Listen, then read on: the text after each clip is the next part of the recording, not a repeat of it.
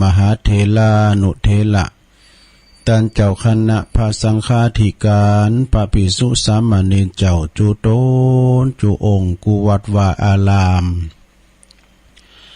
เจริญปอนมายังบรรดาปอออกแม่ออกศรัทธาสาธุชนคนดีทั้งหลายเนาะปอหลวงแม่หลวงปอลุงแม่ป่าปีป่าหน้าเอาอาศรัทธาตินจองห้องวัดเท่าแก่หนุ่มกำแจยิงต่างหลายอันปิ้นกีฬานุปถากสันนิบาตตันเข่าพี่น้องบ้านเฮากูฮ้อลังค่าเฮินเนาะตื่นจืนกันขึ้นมาแล้วก็หมุนคืนมาไหลมาฟังวิทยุ ตื่นจืนขึ้นมาแล้วก็งุมหาวิทยุบางพองกดปืดละไว้ก็มีก็มาพบปะกับรายการสัพเพเหระปกิณกะคอนลุงไก่แจ้งรายการเสียงธรรมแสงทองซึ่งก็บริหารดำเนินรายการโดยต้นตัวแห่งอาตมาภาพเก่ากระผมตุลุงนันชัยวัฒนาคเสโนซึ่งก็พำนักพักจัดรายการอยู่ที่วัดพระธาตุดอยน้อยตำบลดอยหล่ออำเภอดอยหล่อจังหวัดเชียงใหม่มาปบมาปะกันพาลือฮัดพัดสุกเสา3 วันนะครับพัดสุกเสามาปบมาปะกันเป็นรายการแหลกเนอที่ว่าจะได้รับขวัญวันใหม่แล้วก็เป็นรายการสดอิบาดายมากันตัว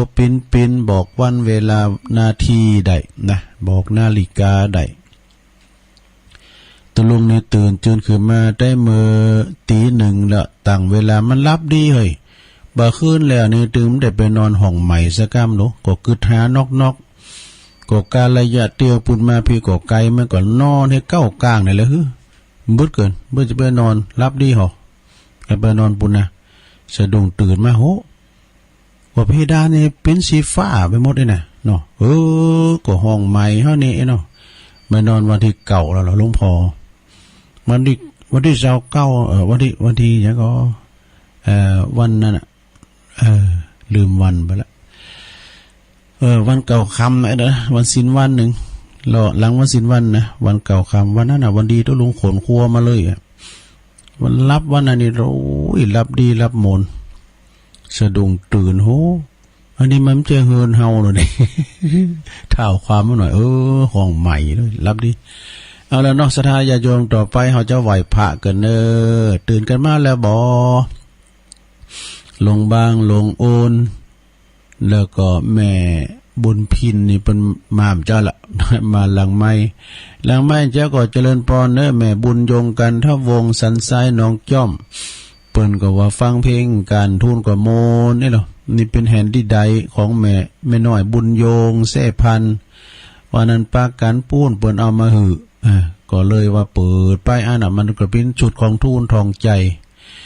แล้วก็แม่บุญพินนะโทรมาหลังไม่ก่อนหน้าที่ได้เข้าเนี่ยแม่ไพ่บานขวางด้วย พี่น้องทั้งเสาหินเด้อขอบคุณที่เป็นกระจกสะท้อนเงาเห็นตัวลุงนะแล้วก็แม่จันติบนี่แสงทองแม่จันติบแสงทองนี่เป็นจังซอเก่าโลเพิ่นจะมาหาวันที่4ตัวลุงนะจะเอาฟักแล้วจะเอาพักปังมาฮือ อันว่าเฮามักก็อย่ามาริติไกวาลินได้ปอยามาหัวเอาไหวพระอะระหังสัมมาสัมพุทโธภะคะวาพุทธังภะคะวันตังอภิวาเทมิสวากขาโตภะคะวะตาธัมโมธัมมังนัมมัสสามิสุปฏิปันโนภะคะวะโตสาวกสังโฆสังฆังนะมามิ นะโมตัสสะภะคะวะโตอะระหะโตสัมมาสัมพุทธัสสะนะโมตัสสะภะคะวะโตอะระหะโตสัมมาสัมพุทธัสสะนะโมตัสสะภะคะวะโตอะระหะโตสัมมาสัมพุทธัสสะ อิติปิโส ชุมานะ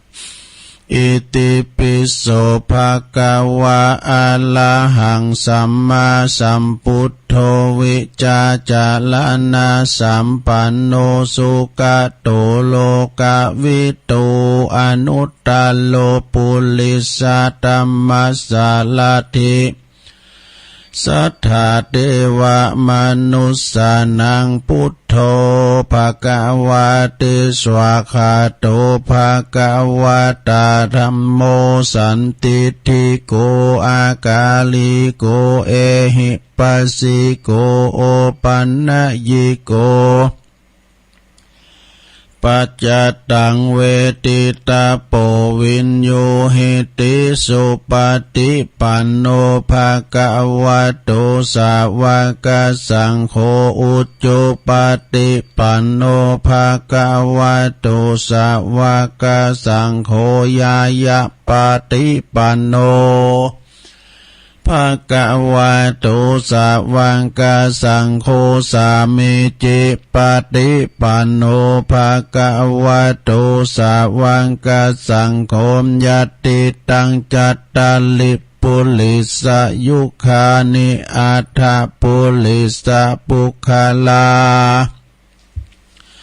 เอสะภะคะวะโตสาวกสังโฆ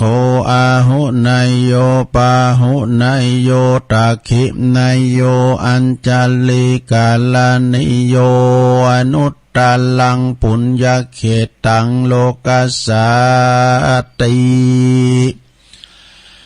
จะยันโตโปธิยามูเลสกายานังนันทิวัตโนเอวังตวังวิจัยโยโหหิจยสุจยมังคะเลอปลาจิตตาปันลังเกสีเสปัตตัมวิปุคะเลอภิเสเกสัปปะพุทธานังอากาปะโตปโมทาติสุนักกตังสุมังกาลังสุปปะตังสุหติตังสุกันโนสุโมโหโตจะสุยิทังพลัมมาจาลิสุปัฏฐขินังกายกรรมังวาจากัมมังปาทาขีนังปาทาขีนังมโนกัมมังปณิทิเตปาทาขีนาปาทาขีนานิกาตวนะละพันตเถปาทาขีเน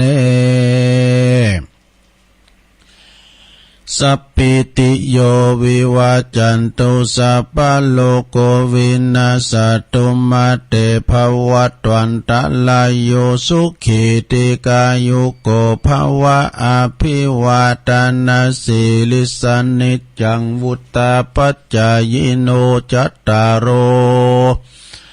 ธรรมาวทันติอายุวันโนสุขังปะลังเอาแล้วสัทธาญาติโยมทั้งหลายตุลุงก็ปิ้นเก้าปิ้นโหนำสวดมนต์ไปปิ้นดีเรียบร้อยเนาะก็บางคนนั้นเปิ้นก็รับไหลอยู่ที่เฮาตื่นจื้นคืนมาเฮาก็ว่าในใจเอาสวดโยโกห้องนี่นะสวดโยโกห้องปุกเสกโตเก่านะเข้าเฝ้าพระพุทธเจ้า สวดมนต์เนี่ยปืนการฝึกสมองโดยขอได้เฮาขี้ลืมกันเนี่ยครับ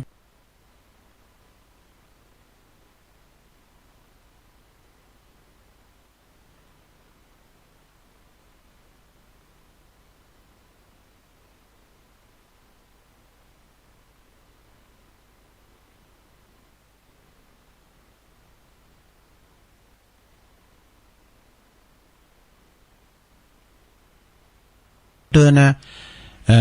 การสวดเข้าสู่เข้านั้นขอกุณปฏิตาไหลลัตนะผ่านแผ่วพระแก้วเจ้าทั้ง3ประการจงได้ดลบันดาลมาปกป้องคุ้มครองรักษาครูบาอาจารย์พระมหาเถรานุเถระพระภิกษุสามเณรอยู่กับวัดกับว่ามีสลีติคาอายุมันยืนยาวเผยแผ่สัจธรรมคำสอนของพระสัมมาสัมพุทธเจ้าเปิดมาตานคู่เข่าโกนน้ำก่อเอวังโหตุปินตียึดเหนี่ยวจิตใจของปออกไม่ออกศรัทธาปินเนอร์นาบุญเปิ้นได้สักการะปูชากราบไหว้แล้วก็ศรัทธาก็เหมือนกันมีความสุขแล้วก็ขอเหือนมีสุขภาพพลานามัยสมบูรณ์แข็งแรงหน้าแดงแสงเหือกินข้าวลำกินน้ำลุง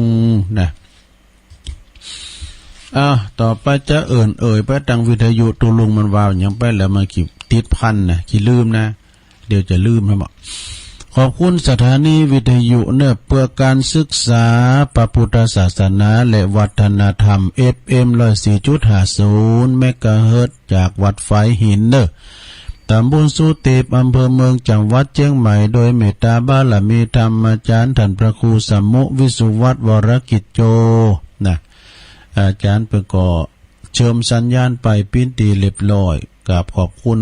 มาณโอกาสนี้ปิ้นอย่างสูงสถานีคืน104.50นี่ปุงไปไกลแล้วก็บ่ใครมีปัญหาโดยเปิ้นดักมันจึงดัก เพราะว่าอาจารย์เปิ้นควบคุมมีหันตลอดเวลาเนาะแล้วก็สถานีวิทยุคณะสงฆ์ของอำเภอฝางโดยเมตตาบารมีธรรมในพระเดชพระคุณหลวงปอท่านพระครูสุจิตานุรักษ์ด็อกเตอร์เจ้าคณะอำเภอฝาง FM 100.25 เมกะเฮิรตซ์ตั้งอยู่ณที่วัดพระบาทอุดมนำบ่อสาวาสำนักวิปัสสนาโดยเมตตาบารมีธรรมตุปีเจริญโชติธรรมโมวัดสันโค้งเปิ้นได้เมตตาก็เกี่ยวสัญญาณไปพี่น้องตามเมืองฟังใจประการไม่อายเปิ้นฟังกันรวมกันหลายฟังกันหนักกันหลายแต่เปิ้นบ่โทรมาได้ก็ตั้งใจประการนี่ก็มีแม่สีทอนน้องโบนี่เปิ้นจึงโทรมาปิ้นประจำปิ้นตัวแทนพี่น้องใส่ประการส่งกระแสเสียงไปตั้งลูกผีเก่าด้วยพันอาจารย์องค์อาจ อาจารย์องค์อาจหรือว่าอาจารย์มหาวันเปิ้นก็อยู่ใช้ประการแต่ก่อนนี่เปิ้นก็เป็นสาธุเจ้าเป็นตุเจ้าเป็นลูกผีเก่าตุลุง เป็นครูบาอาจารย์ไปละแล้วก็สถานีวิทยุแดนดินถิ่นล้าน103.50ตั้งอยู่ที่บ้านโฮงโง่ตำบลน้ำบ่อโลงอำเภอเซนปัตตองคุณรุจิสมบัติเงาคำวันนั้นเพิ่นก็ไปเพิ่นก็ไปถ่ายปิ้นตากล่องตัวเปิ้นเอาโดรนไปถ่ายถ้ำตัวตีดอนจันทร์บุญเอาโดรนไปถ่ายดอนจันทร์ เปิ้นก็ยังมาปะตุลุงอยู่เนาะคืนแดนดินถิ่นล้านนานี่เปิ้นก็ไปไกล103.50นี่เปิ้นเปิดเจ้าตั้งแต่ตี 3ไปเลยทีเดียวก็ฟังกันอย่างจุใจจน 7:00 น106.25 มนเสียงธรรมจากแม่แจ่มพี่น้องแม่แจ่มวันนี้ป้ากันตุลุงได้รับเกียรติเป็นบ้าน เป็นกรรมการจิ้มลาบว่ะ เอาคอตุลุงเนี่ยมันมักลาบด้วยนะ ไปจิ้มเหรอ106.25แม่แจ่มโดยเมตตาบารมีธรรมหลวงปอพระครูมงคลวิสิทธิ์หลวงพ่อใหญ่เฮาเจ้าคณะอำเภอแม่แจ่มขอบคุณตุปีอุทัยโดยตุปีอุทัยเป็นเจ้าหน้าที่เชิญสัญญาณไปเรียบร้อยแล้วก็สถานีปดมนี่เพิ่นจะเปิดหับตอนเจ้านี่ 4-5 โมงหมู่กันแถว 7 โมงคืนปดมบ้านทุ่งเรดิโอแล้วก็สถานีของคุณลุงนิรันดร์ปันดอนตองนี่101.75 เมกะเฮิรตซ์น่านฟ้าเรดิโอ ตั้งอยู่ในเมืองปุ่น ต่างอยู่ในเมืองเหมือนมันน่านฟ้าเรดิโอนะก็ฟังกันไปแล้วก็90.75 เมกะเฮิรตซ์วิทยุชุมชนคนเหนือเขื่อนครอบคลุมไปตั้งอำเภอฮอดอำเภอดอยเต่านะแล้วก็คืนประจำคืนสีขาวเฮาสถานีวิทยุธรรมะของชุมชน 98.75 เมกะเฮิรตซ์ตั้งอยู่ที่วัดห้วยตองซักตำบลคงเปาอำเภอจอมทองโดยเมตตาบารมีธรรมอาจารย์ท่านพระครูวาปีวรมานิตเจ้าอาวาสท่านชวลิตชัยวังโสก็เกี่ยวสัญญาณไปปิ้นตีเรียบร้อยเปิดเพลงให้ฟังโดยนะคืนของเฮาเนี่ยนะคืนวัดห้วยตองซักเอาละเอ่ยไปแล้วเนาะสะบางทีมันก็จะหลงจะลืมไปพอนะแล้วก็เปิดฟังระบบFacebook ของวัดไฟหินก็ดีฟังย้อนเก่าย้อนใหม่ย้อนหลังก็ดีก็ฟังกันไปสะญาติโยมทั้งหลายมาปบมาปะกันวันนี้ตะลงกับวันเสาร์เนี่ยวันเสาร์ที่28นะ28พฤศจิกาโอ้เหลือทำ2วันนะกันเนี่ยก็เดินพฤศจิกานี่ก็จะจากเข้าไปเดินธันวาก็จะเข้ามานี่โอ้วันเวลาก็ลงเลยผ่านไปเหลือดำเดินไปเนี่ยเดินไปหน่อยเดียวนะเดินไป 2-3 วันอย่าฮือตุลุงก็เปิ้นจะร้องปีใหม่กันแล้วกะ จะมีจะร้องปีใหม่กันแล้วจะร้องความแก่ทั้งปีนึงนี่น่ะ โอ้ปีแล้วนี่เฮาจะร้องนี่มันยังกินเล่งตัวเฮาน่ะปีนี้มันเป็นไหนลมหายใจจากไปก็มีนะซะดะอันนี้จังเด้อจะไปประมาทนะไปประมาทของชีวิตของเฮานี่มันบ่แน่นอนซะดะเนี่ยแต่ว่าเดี๋ยวนี้นั่นอันนี้ตุลุงนี่มันจะฮื้อมุนะเนี่ยโทรศัพท์เนี่ยมันดับไปคนเดียวแล้วมันโหลดอยู่นี่นะคนลังวัดเต้นอยู่ก็ถึงเปิดสายเนาะมันโหลดอยู่นี่นะไหลอยู่นี่หลุดอันก็ดับไปแล้วก็เปิดใหม่คนเดียวมันแล้วมันโหลดอยู่เนี่ยเป๊ะว่าจะได้มุนะพอที่จะเอาอันที่ในหายกับเขามาเดินเพลนมาวาให้หน่อยกะอันปิ้นหยังอันนี้มาวาก่อนนะอันนี้ปิ้นหยังก็คือจัดแล้วจัดก่อนจัดนี่แต่จัดแล้วเฮาได้ทำยังไหวเวลาปีนี้จัดนี่นะเฮาเป็นคุณลำคุณโรยก็ไม่ต้องไปชมเชยเนาะชมเชยตัวเก่าเฮาเนี่ยจัดแล้วเฮาเคยทำบุญมานะบางพองก็มีข้าวของเงินทองสมบัติภาษาดานเลิกกินเลิกใจ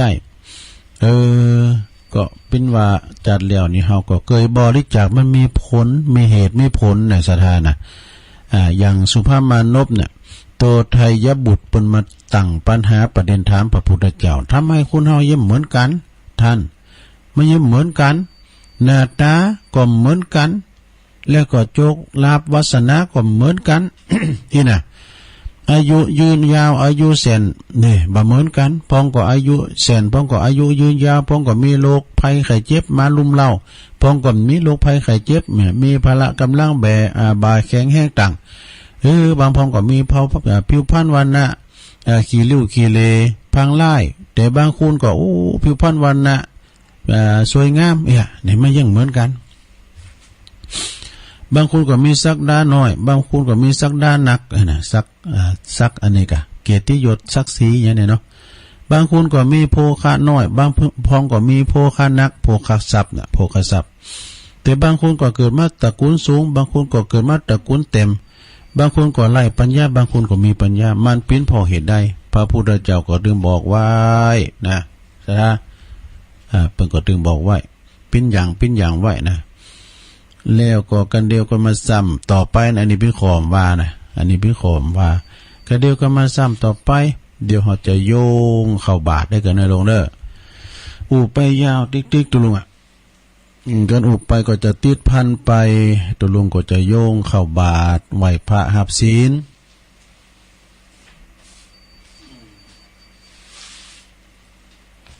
จะมีการโยงเข้าบาทไหวพระหับศีลก่อนซะเลยเด็กก็เนื้อสหาหนังสือให้หน่อยนี่ก่อน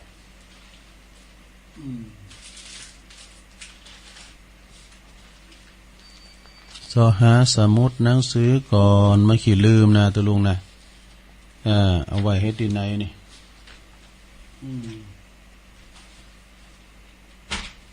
มันจ้างลืมก็มีโมนี่ นี่เหรอ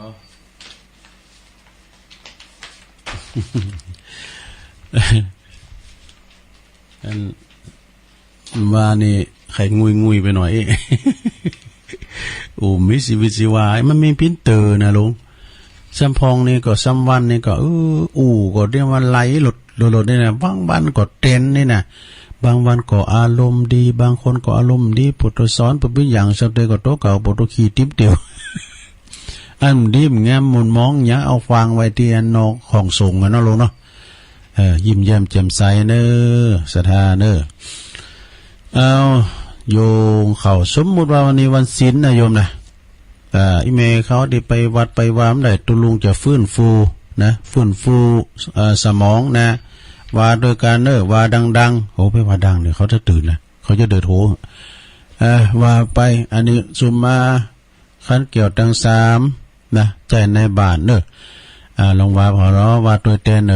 ว่าในใจเน้อว่าในใจก็จะไปว่าดังนะมาเมพุทธังกุณาสากัลลันตังนะมาเมธัมมังมุนิลาจเตสิตังนะมามิสังฆังมุนิลาจสาวกังอาจโยโนปันเตอาจักกัมมายาถาปัลเลยาถามุลาเหยาถาอากุสเลเยมยังพุทธธรรมสังฆะสังฆาเตสุรตันเนติรตันเนสุอาติเตวะปัจจุปันเนวะอวิวายติวะลาโหวะกายเยนะวะวาจายาวะมนัสสวะปมาตังวาอากาลวังวาอากาสิมหาติสวายาธาธัมมังปฏิกาโลมาเตสังโนพันเตพุทธาติลัตนัตยังอนุกัมปังอุปาทายาอาจายังอาจายาโตปาติกันหาตุคัมมันตุสัพพังโตสังอายาติงสังวาลิสามานาปุเนวังกาลิสามะสันจิจโตสังอาสันจิจโตสังสัพพังโตสังขมันตุโนเอาจบไปอย่างนี้แล้วลุงเอ้ยว่าตัวแตนใครโวยไปไข่วยไปเนาะจ้าทั้งหมดนี่ก็ได้เอาปุรามอื่นกำรอชัวมาเข่าพิกาหารหนึ่งปลามนี่มันเขียวมันไข่มีมันเข่าไปหน่อย กับวิหารเขาโทรศัพท์ตัวลุงนี่มันปิ้นจัดใดหมดเต้นอยู่แค่มันโหลดอยู่หันปล่อยมันนะมาเมตุปะบุปาลาจัตานเนโอตานาภิกาหาลาตาเนสหปาลิวาลาตาเนวัลลาตาขินาเยกายะตัวเลวาจิตัวเลมโนตัวเลสันจิจาปมาเตนะวะอาสันจิจาปมาเตนะวะกายะกัมเมนะวะวาจิกัมเมนะวะมโนกัมเมนะวะอติตาโตสังปัจจุปันนโตสังสัพพังโตสังขมันตุโนตุติยัมปิตติยัมปินะมามิตุปะบุภาลจตาเนโอตานาภิกาหาลตาเนสหปาลิวาลตาเนวัลตาขินาเยกายะตัวเลวจิตัวเลมโนตัวเล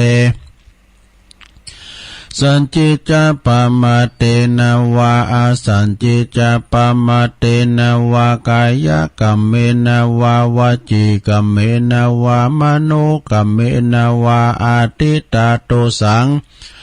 ปัจจุปันนโตสังสัพพังโตสังขมันตุโนเอาแล้วต่อไปก็โยงเข้าพระเจ้าหนึ่ง ตั้งน้องได้ยินน้องวิหารมุนาโยงเข้าพระเจ้าหนึ่งสาธุโอกาสาอิมังโอตันนาปินดาตานังติลาตานานังสักกัจจังเตมาปูเจมา ตุติยัมปิอิมังโอตันนาปินดาตานังติลัตตานานังสากัจจังเตมาปูเจมาตติยัมปิอิมังโอตันนาปินดาตานังติลัตตานานังสากัจจังเตมาปูเจมาติขัลตังหิตายาสุขายายาวานิปานายาสังวตันตุโน เอาปุลามน้ำกำโยงเข่าบาทนึงโยงเข่าบาทก็เอาจอดใส่โหยนอสดาเนาะการไพ่ใส่กะติก็ไขฟ้าเห็นเด้อตุลุงสังเกตพออันที่เปิดมาวันศีลน่ะพอจานเปิดจะโยงเป็นไขฟ้าเห็นกันหรอไม่ก็ดีกำโยงก็ดีโยง สาธุโอกาสะโอตานาปินดิปะตังตานังนิปานาปัจจโยโหตุโนนิจังโอตานาปินดิปะตังตานังนิปานาปัจจโยโหตุโนนิจังโอตันนาปินดิปะตังตานังนิปานาปัจจโยโหตุโนนิจังเอาแล้วไปตั้งแถวกันเน้อหน้าโฮงหลงบนเน้อสามูไลข้าวสารกะละมังทั้งเป้ข้าวสอบข้าวรุ่นบาดเกมเน้อหมู่หนุ่มกำล่ำกอมเฮาลองไปพอโลมาเกมไว้เน้อชาดาเขาก็ไปยายแถวปจจายอยู่แถวหน้าเทวดาอยู่แถวหลังเด้อจะไปอู่กันไผที่ว่าซุปแคบก็ถอดเกือเพไผซุปหมูก็ถอดกูเพ โยงเขาติดหูหันนะลำเปิงเป็นกำไทยทำกำหนึ่งว่าข้าวของข้าพระเจ้าขาวดังดอกบัวยกขึ้นเหนือหัวถวายแด่พระสงฆ์จิตใจจำนงตรงต่อพระนิพพานขอให้ถึงเมืองดวงแก้วขอให้แคล้วบ่วงมารขอให้ทันพระศาสนาพระศรีอานในอนาคตการโน้นเทินสาธุอ้าวตุเจ้าเตียวแล้วเนอครูบาเปิ้นเตียวมาแล้วท่านพระครูเปิ้นเดินแล้วเนอสุขโขโหมะไปใจได้ตึงขอบโคสุขโขโหมิได้คุณเดียวก็แล้วว่าสุขโขโหมดนิ่มได้สักอย่างอ่ะเด้อ ไปอู่กันหลังงับหับปากจะไปเอามือเลี้ยนใส่บาทเด้อก้อยเอาย่อเอาหย่องใส่ไปนะโอ้เข้ารุ่นบาทไม่ไหนขยมเข้ารุ่นบาทเนี่ยมาตาเบีย เข้ารุ่นบาทเขาไปอยู่ที่ไหนลำเหลือดูลุงไปจะมันจะไปปากเด้อปลุลุงจะต้องไปใจหินเด้อจอดก่อนกันดูลุงจอดก่อนคุณมันหลายใน2 แถวกันนี่ไปสัก2-3ก่าวก็ติมอ่ะเนี่ยประกบเนอะขยมเนอะประกบเลยตุนได้ตุนนั้นน่ะเอาเข้ารุ่นบาท พอว่ามาถึงในศาลาปเลนวิหารแล้วสาธุพันพระครูปนังอยู่บุญเต็นพระเนนเขาก็นั่งพิธีเรียบร้อยเอาเฮาหมู่เฮาเจ้าขาทั้งหลายเข้ามาเด้อเข้ามาก็เดี๋ยวเฮาจะได้รับเชิญแขกผู้มีเกียรติได้มาเป็นประธานจุดเทียนถูปเด้อตอนนี้ไปได้เวลาแล้วเด้อศรัทธาเฮาย่างอู่กันในกำหนึ่งเกินจะไปเล่าขวัญพี่น้องเจ้าบ้านหมู่เดียวกัน มันถึงมีมันโซกันมาดีว่านะต่อไปเฮาได้รับเกียรติจากปกำนันเนอะวันนี้ปกำนันเปิดมารวมทำบุญกับหมู่เฮาเจ้าขาทั้งหลายจะได้เจิญเปิดมาจีเตนเนอะปุรามแป๊บกับไปจีเตนจากโน่นพุ่นน่ะแต่จีเตนหมู่เฮาเจ้าขาทั้งหลายปนมมือเนอะตอนนี้ประธานปกำนันได้จุดเทียนถูกปูชาพระรัตนตรัยนะท่านผู้ช่วยไปเกณฑ์ขันศีลกันไปเกณฑ์ขันมังกรลาหาขอกันเรียบร้อยกันแล้วบอต่อไปเนี่ยเอาปอจานไม่ไหนปอจานเอารัตนาศีลเด้อปอจานนันบุญอ่ะ นันบุญไหนหมอ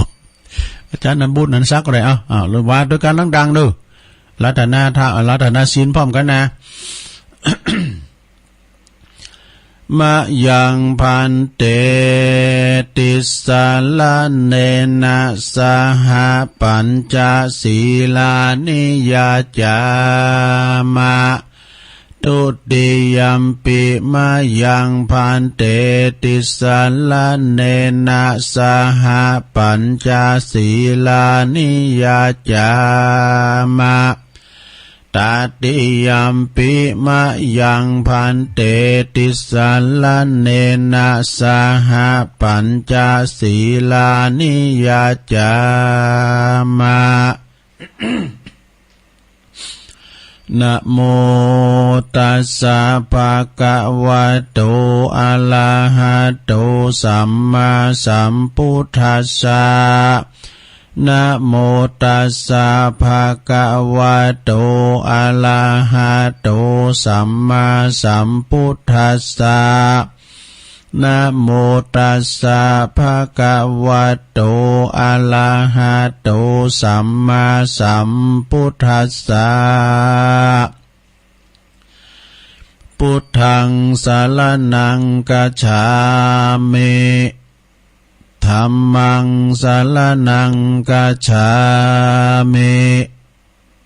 สังฆังสรณังคัจฉา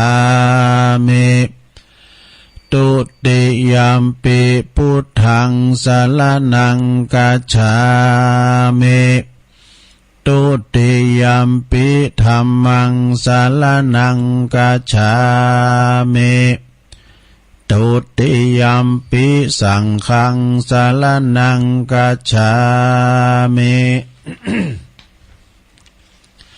ตติยัมปิพุทธังสรณังคัจฉา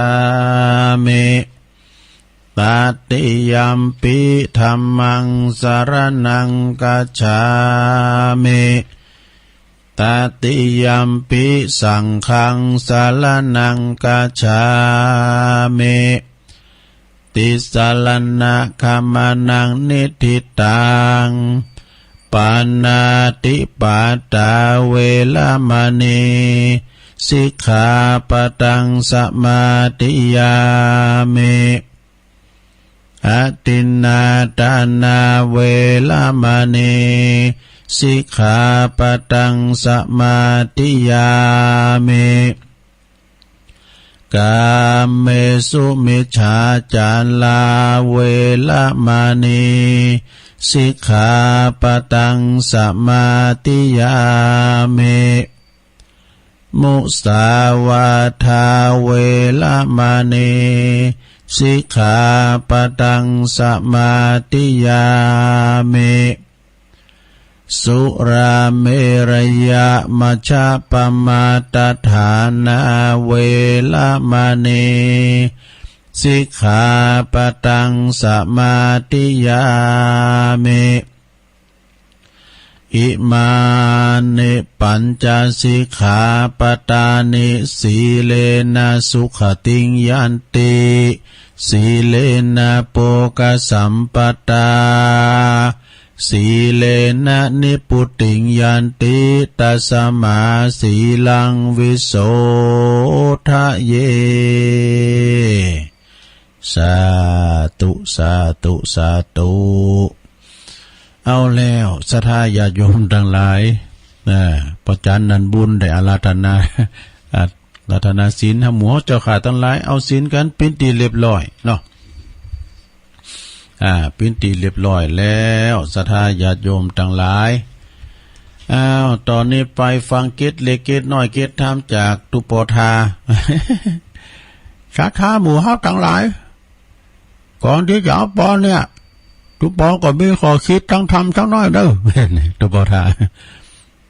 ตั้งใจฟังดีๆนะนำไปประพฤติปฏิวัติแล้วก็จะได้อยู่เย็นเป็นสุขเนอะนี่ไม่ไหนอ่ะเดี๋ยวกันทุกปอเปิดป๊อปกันทุกปอเปิดป๊อปเดี๋ยวมีนี่ละเนี่ยข้อคิดประจำวันนี้เปิ้นบอกไว้ในสถานเนี่ยชีวิตของเฮาเนี่ยที่เรียบง่ายมีความสุขเนี่ยความสะดวกกับการใช้ชีวิตที่เหลืออยู่นี่สถานเนี่ยคือบาดเจ็บปวด แต่ก็ต้องบำรุงร่างกายนะอีแม่นี่มันเป็นอย่างซักเด้อตัวแต่ก็ต้องกินยาบำรุงไว้พ่อแม่เด้อบาดเจ็บปวดแต่ไปบีบไปโนดเนอะมันยามว่ะเขาว่าจะตุลงในไปจีนได้ในขี้เกียจนี่มันเดมบำรุงร่างกายเด้อมันเจ็บปวดก็บำรุงให้พองนะแล้วต่อไปก็แต่ห้ามกระหายนะห้ามกระหายแต่ก็ต้องดื่มน้ำนี่เป็นยาน่ะลงเด้อกินน้ำในพวกนี้กินหนักๆนะตุลงไปเข้ากำหลายปีนะหันตัวเจ้าต้นหนึ่งกินน้ำเสียงกำหนึ่ง2 ขวดเจ้านะ2 ขวดขาวนะหลงก็ยิ่งกินแต่กินไว้หมอเพิ่นบอกว่าให้กินน้ำหนักๆดีกว่าเนี่ยมันขับถ่ายมันล้างไตเขาตัวขับของเสียถ้าจะแต่เนี่ยตุลุงก็กินน้ำดีเหมือนกันนะแล้วน้ำกัดเดี๋ยวมันเคยกินหอมเดี๋ยวเนี่ยมันก่อนนี่พวกเรามักได้นะน้ำกัดเนี่ยมันผ่านเขียวเพิ่มดีกว่าเอาน้ำธรรมดานี่นะไม่กระหายแต่ก็ต้องดื่มน้ำแน่น้ำนี่เป็นยาเนี่ยน้ำนี่นะเป็นยาและต่อไปวุ่นวายว้าวุ่นแต่ว่าวุ่นแค่ไหนก็ต้องปล่อยวางเนี่ยปล่อยวางมีเหตุมีผลแต่ก็ต้องยอมคนนี่วุ่นวายแค่ไหนก็ปล่อยวางลูกหลานเฮานี่มายิ้มฟังถอยฟังกรรมมายิ้มมาลึกแล้วมันยิ้มมาหลึงแล้วเลยน่ะเข้าบ้านขอจ้องคบหมู่ขอฟุ้งคบเว้นมันไวเขาลงจะมาเถอะนะมันถึงเนาะนี่ห้ามก่อนเหลือเขาแล้วก็ปล่อยวางให้จะมาเถอะเนี่ยจะเกิดมันถึงเกิดนะปล่อยมันการมันป่วนขอดมันก็ดีนะลงเด้อไปเกิดมันพยาธิเข้าตัวให้มันได้นะปล่อยวางนะตอนเดินมันปล่อยมันได้มันกำมันแทงมีเหตุมีผลแต่ก็ต้องยอมคนซ้ำเติมมันลิ้นแม่ปลาใส่กันน่ะเนี่ยเขาก็ยอมมันนั่นเนาะมีอำนาจแต่ก็ต้องหู้จักถ่อมตนเด้ออันนั้นเนี่ยพุทโธเปิ้นเป็นข้าราชการนะเปิ้นเป็นนายพลนายพันหรือว่าเปิ้นเป็นผู้นำชุมชนมียศถาบรรดาศักดิ์มีอำนาจนะแต่ก็ต้องหู้จักถ่อมตนนะไปไหนเนี่ยเปิ้นถึงว่าลูกสุภาษิตจีนเนี่ยเปิ้นว่าโง่ไม่เป็นใหญ่ไม่ได้มันต้องเอาเงาไปก่อนนะแต่งบ่ฮู้ไปก่อนเปิ้นว่าดาบคุ้มเอาไว้ในฟักคุณลักเอาไว้ในใจเปิ้นว่านะเอาเตอไปมัน3-4ไปรู้อำนาจไปรู้อันประเพณีเป็นบ่นี่เอาอย่างอีกาบ้านตูเขาใจอย่างอีนี่ก็เปิ้นสิอันมาแต่ไทยเนี่ยแต่ต้องถ่อมตนเด้อเอาข้อต่อไปบันเนยแต่ก็ต้องพักผ่อนให้พอในลงเนอะหอมมอยอิดผิวก็ตามแต่ก็มีพักผ่อนให้พอนะออกกำลังเป็นบางเวลาสม่ำเสมอว่ามันได้เตียวลุงดอยสักคำนี่เป็นเวลาประมาณ20 นาทีก็30 นาทีครึ่งชั่วโมงก็ในออกกำลังได้ไข้ให้หน่อยนึงนะไม่เหนื่อยแต่ก็ต้องพักผ่อนหย่อนใจไม่รวยแต่ก็ต้องหูจักเพียงพอนะห้อมรวยแต่ว่าเฮาถึงวันเนี่ยมอกพออยู่พอกินเนี่ยนะพอแล้วถ้าเจอคุณค่าคุณขายมันจะมีโอกาสอย่างเฮานะบ่กล้าไปขายแต่ไปทางใดก็ปิ้นโหงก็เฮามาขายโคอยู่เนี่ยเปิดร้านขายของเลยน่ะถึงได้เพิ่นไปกินพัตตานก็ไม่ได้ไปก็เปิ้นนะก็จำเจเฝ้าสมบัติเพื่อจะมาซื้อโคนะมันจะยังมีโอกาสอย่างเฮานะเฮาเนี่ยไปไหนก็ไปเพราะว่าเปิ้นมีการขายขอบขายโคเปิ้นอยู่บ้านอยู่จ้องเนาะขายก็มันได้เปิ้นมาซื้อให้แม่นะเหมือนกับตุลุงเนี่ยมีภาระหน้าที่มียศตำแหน่งอย่างสักอย่างดูต่างไปเถอะวันนี้เดี๋ยวไปเป็นกรรมการจิ้มลาบเอาแล้วไม่รวยแต่ก็ต้องรู้จักเพียงพอเน้อศรัทธาเน้อแล้วก็ธุระยุ่งแค่ไหนแต่ก็ต้องหู้จักพักผ่อนนะเปิ้นว่านะมีพักผ่อนสมองให้พองให้นะศรัทธาจะไปมกหมุนกับการกับงานลำไปมันเตือนตนชีวิตเฮานี่สั่นนะเกนี่เพราะนั้นมันเสร็จนะวันนี้เฮาหันตะวันเนี่ยเป็นบุญแล้วเนอะเจ้าเฮ้ยนะบางพองก็ ลุ่มหายใจละกันไปมันแน่นะอันนี้จังคุณเฮาหากเวลาเดี๋ยวกันเนอะเวลากับตัวเองพองนะแล้วก็ใครกินใครเอวใครเที่ยวว่าใครอยากกินใครเอวเนี่ยแล้วก็เรื่องกลุ่มอย่าเก็บมาไว้สุขสบายทุกเพลานี่เวลาที่ยังจะไม่จะมือไว้ก็จะไม่จะมือเจินเปินมาสังสรรค์กันพองนี่เวลาเฮากอดกันไว้ก็โอบกอดกันด้วยความชื่นใจนี่นาทีของพ่อแม่ลูกสามีกาภรรยาลูกเต่าเหล่าล้านเล่นตลอดถึงปีน้องนะคือหักกันแป้งกันแล้วก็คือมีนาทีของไผของมันไปนะอันนี้อยู่กับเปินนะเปินตีดีต่อไปเวลาที่เหลืออยู่กันด้วยกันนะเป็นเปินตีดีอยู่กันนะเวลาที่มันอยู่ด้วยกันนะอย่าได้โกรธกันง่ายๆว่าเปิ้นว่านะอย่าได้โกรธกันง่ายๆนะ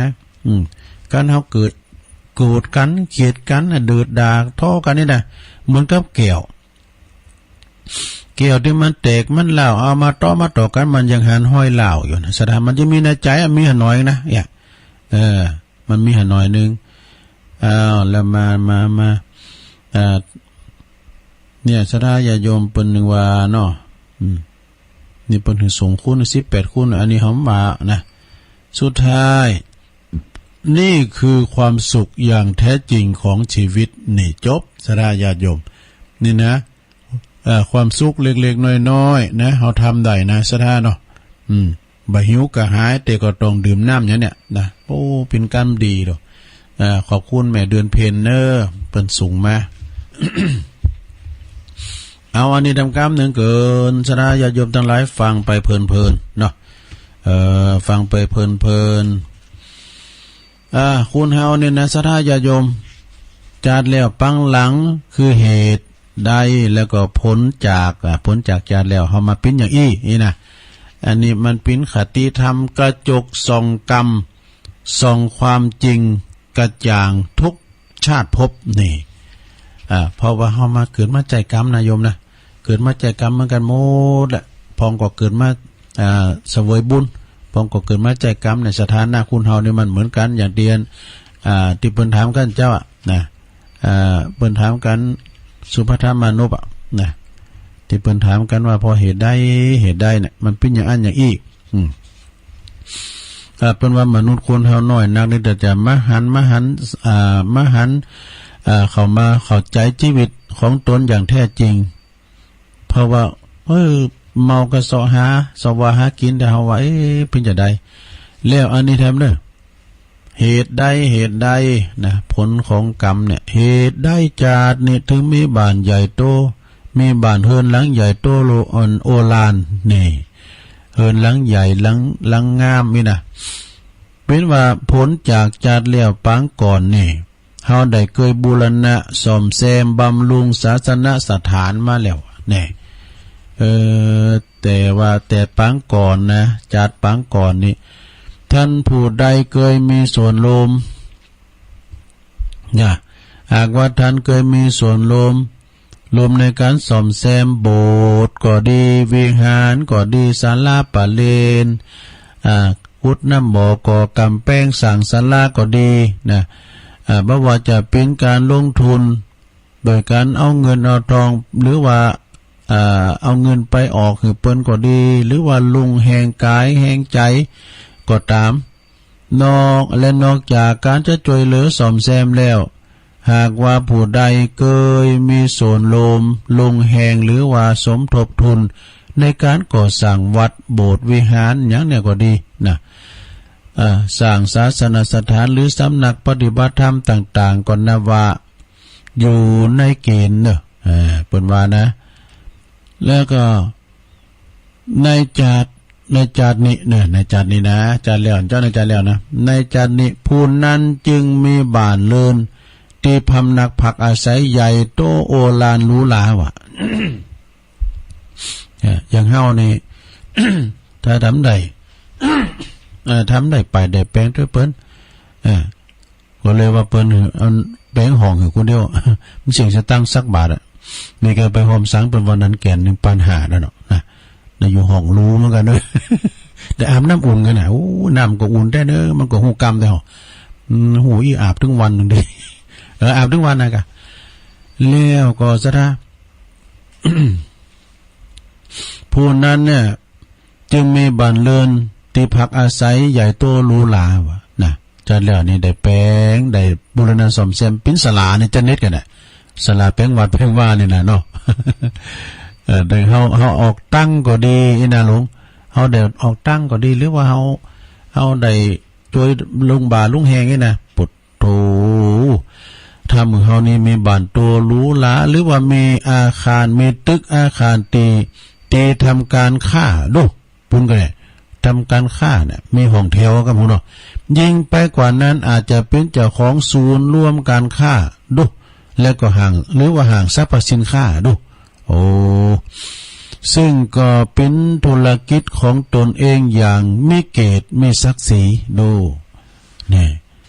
แล้วก็คาลือหรือว่ามีคาลือหาดหรือว่ามีอาคารตึกอาคารนั้นก็เป็นที่หูจักและก็ชื่นชมของบุคคลทั่วไปนี่กล่าวได้ว่านอกจากจะมีทรัพย์เป็นคาลือหาดหรือว่าตึกล่ามบันจองอาคารใหญ่โตแล้วยังจะเป็นที่เคารพนับถือของคุณทั่วไปอย่างคุณนี่มีบุญมีวาสนาดังนี้เนี่ยจบศรัทธาญาติโยมโอ้ปินดีดูศรัทธาเอ้ย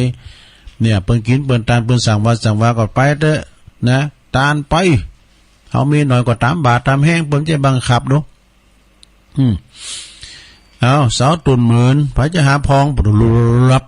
หับกันเสียงหมดอ่ะจนเหลือคุณเหรอที่ไหนตุลุงป่ะวัดมงคลวาลี กว่ากาเสานี่3แรงนี่เรียบร้อยหมดอ่ะตุ่นหมื่นนี่นะมีอยู่36ตุ่นอ่ะดู360,000กันนะสดาบ้านเปิ้นหันถึงโมนอ่ะสถาแก่กาเนาะ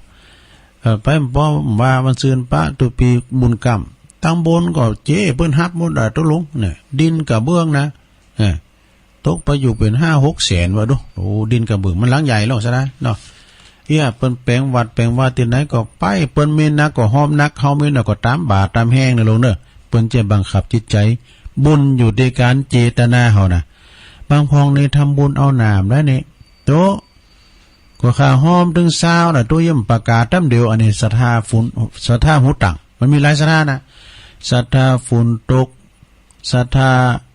าฝุ่นตกศรัทธาเนี่ยนะทุลุงเคยว่าศรัทธาหูตังศรัทธาฝุ่นตกในเจตนาตกแล้วเปิ้นกล่าวก็ตามเจตนาเฮาตกแล้วตึงขึ้นถึงหานะแต่เวลาศรัทธาหูตังเนี่ยมันนึงฟังก็จื้อฮะโลว่าก็ตุตัวนี้ว่ากล่าวพระตะอื่นติก็จื้อกูย่ำออกรำเดียวมันปีจี้ดูเนาะศรัทธาฝุ่นตกเนาะศรัทธาหูตังเอาแฮมบดบ่แฮมบดนึงเตียนอยู่ค่ะโอ้วันนี้ข่าวสารกันบุญก่อนลายมาได้ประกาศมีโต๊ะจุยหน่อยเนอะลักษณะเนี่ยจะได้ประกาศและจืออยู่นะกันเดียวเหตุใดจัดนี้เฮาขึ้นมีรูปร่างสวยสดงดงามหน้าตาดีเนี่ยถ้าปิ้นพอใจก็หล่อไม่ยิ่งก็งามไหมนะผลจากจัดก่อนจัดแล้วนี่ถวายดอกไม้ปูชาพระวะเนี่ยดอกบัวบูชาเนอะ เพิ่นบอกว่าแต่ปางก่อนนี่จัดแล้วปังหลังนี่หากท่านใดผู้ใดเคยจัดดอกไม้สดนี่นะดอกกุหลาบก็ดีดอกไม้อย่างที่เพิ่นจัดใส่แจกันถวายพระพุทธรูปเจ้าที่มีทั้งกลิ่นหอมสดชื่นแล้วก็มีความสวยสดงดงามมาถวายพระบ่ว่าจะเป็นพระภิกษุสงฆ์ก็ตามในวัดในวาหรือว่าพระพุทธรูปเจ้าต่างต้นหมู่บูชาสถานที่ต่างๆก็ตามนะเพิ่นว่านะนี่หรือว่าบุคคลใดที่มีจิตใจงดงามบ่ถือโทษโกรธเคืองนะฮู้จักหืออภัยฮู้จักหืออภัยแล้วก็นิยมผ่านนิยมยินยอมผ่อนปล้นยกโทษหือกับผู้อื่นอยู่เสมอนะเช่นนี้ก็นับว่าผู้นั้นเนี่ยอยู่ในเกณฑ์ทั้งนั้นเนี่ยแต่ทั้งสิ้นนี่แหละประมาณนะโอ้จะมาเถอะมาอย่ามาเถอะเขาก็ลบเนี่ย แล้วก็ในจันนี้เด้อนะผลแห่งจันนี้ก็เลยว่าผู้นั้นจึงเป็นบุคคลที่มีรูปลักษณะงดงามกว่าคุณธรรมดาตั้งหลายทั่วไปเนี่ยเขาบอกว่าคุณเนี่ยมันจะเหมือนกันดูพองก่องามพองก่อบ่งามพองก่อหุ่นพังไล่อ่ะพองก่อโอ้ตาเหลื่อมมาตาใสมับพองก่อตายำตอมแทบฟูฟีจะรับลูกเดียวพองก่อหูหล่อพองก่อหูต๊อบเองอ่ะพองก่ออย่างตาอย่างรถแลน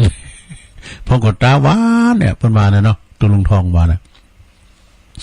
หูดังกับเหมือนกันพองก่อหูดังแมปเนี่ยพองก่อหูดังส้มมันมีดอกเนาะปากแล้วว่าพองกับปากตัวใช่ไหมเนี่ยโทรไปนะมีลักษณะคนงามเหมือนกว่าคุณโทรไปบ่ว่าผู้นั้นเนี่ยจะเป็นบุรุษหรือว่าจะเป็นสุภาพสตรีนะก็จะไม่หน้าตาดีเป็นที่งามหูงามตาเป็นที่ต้องเนื้อต้องใจวะต้องตาต้องใจของผู้ที่ได้ปะได้หันกันวะมีรูปงามนะสมงามสมส่วนตลอดนะร่างกายแล้วก็เป็นที่ชื่นชมของคนโตไป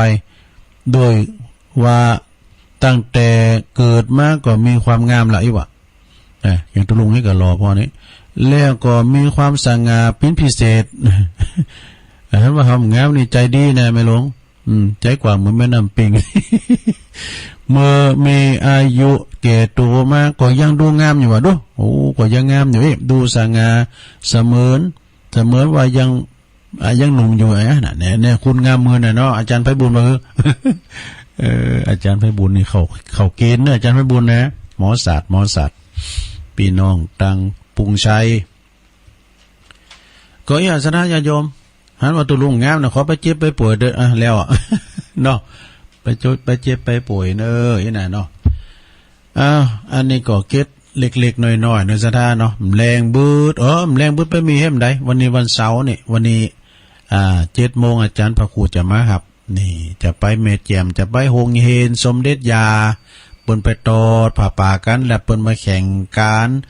ลาบจีนควายวะดู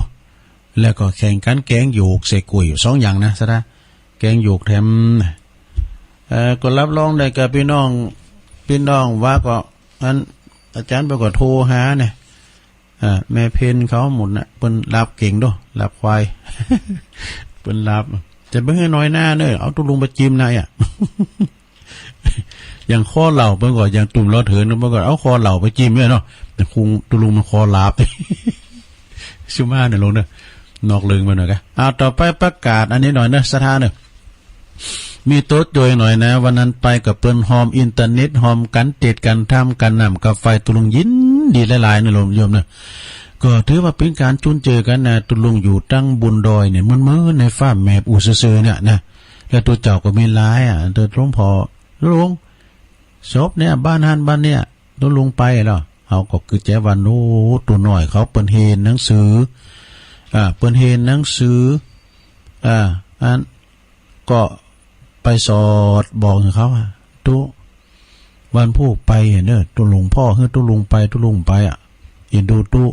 เขามันเห็นหนังสือเอกตุลุงจะเฝ้าวัดเขาก็หับปากแกไว้ครับเห็นดูเขา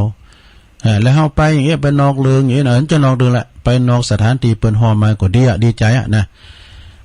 ขอกราบขอบคุณในเมตตาบารมีธรรมท่านพระอาจารย์สมเพชรปัญญาโนนี่วัดไร่บ่อทองเนี่ยคณะตุเจ้าเหมือนกันเปิ้นยังหอมตาลนะอันนี้ถวายการเทศน์ตุลุงยองเน้อนะสาธุ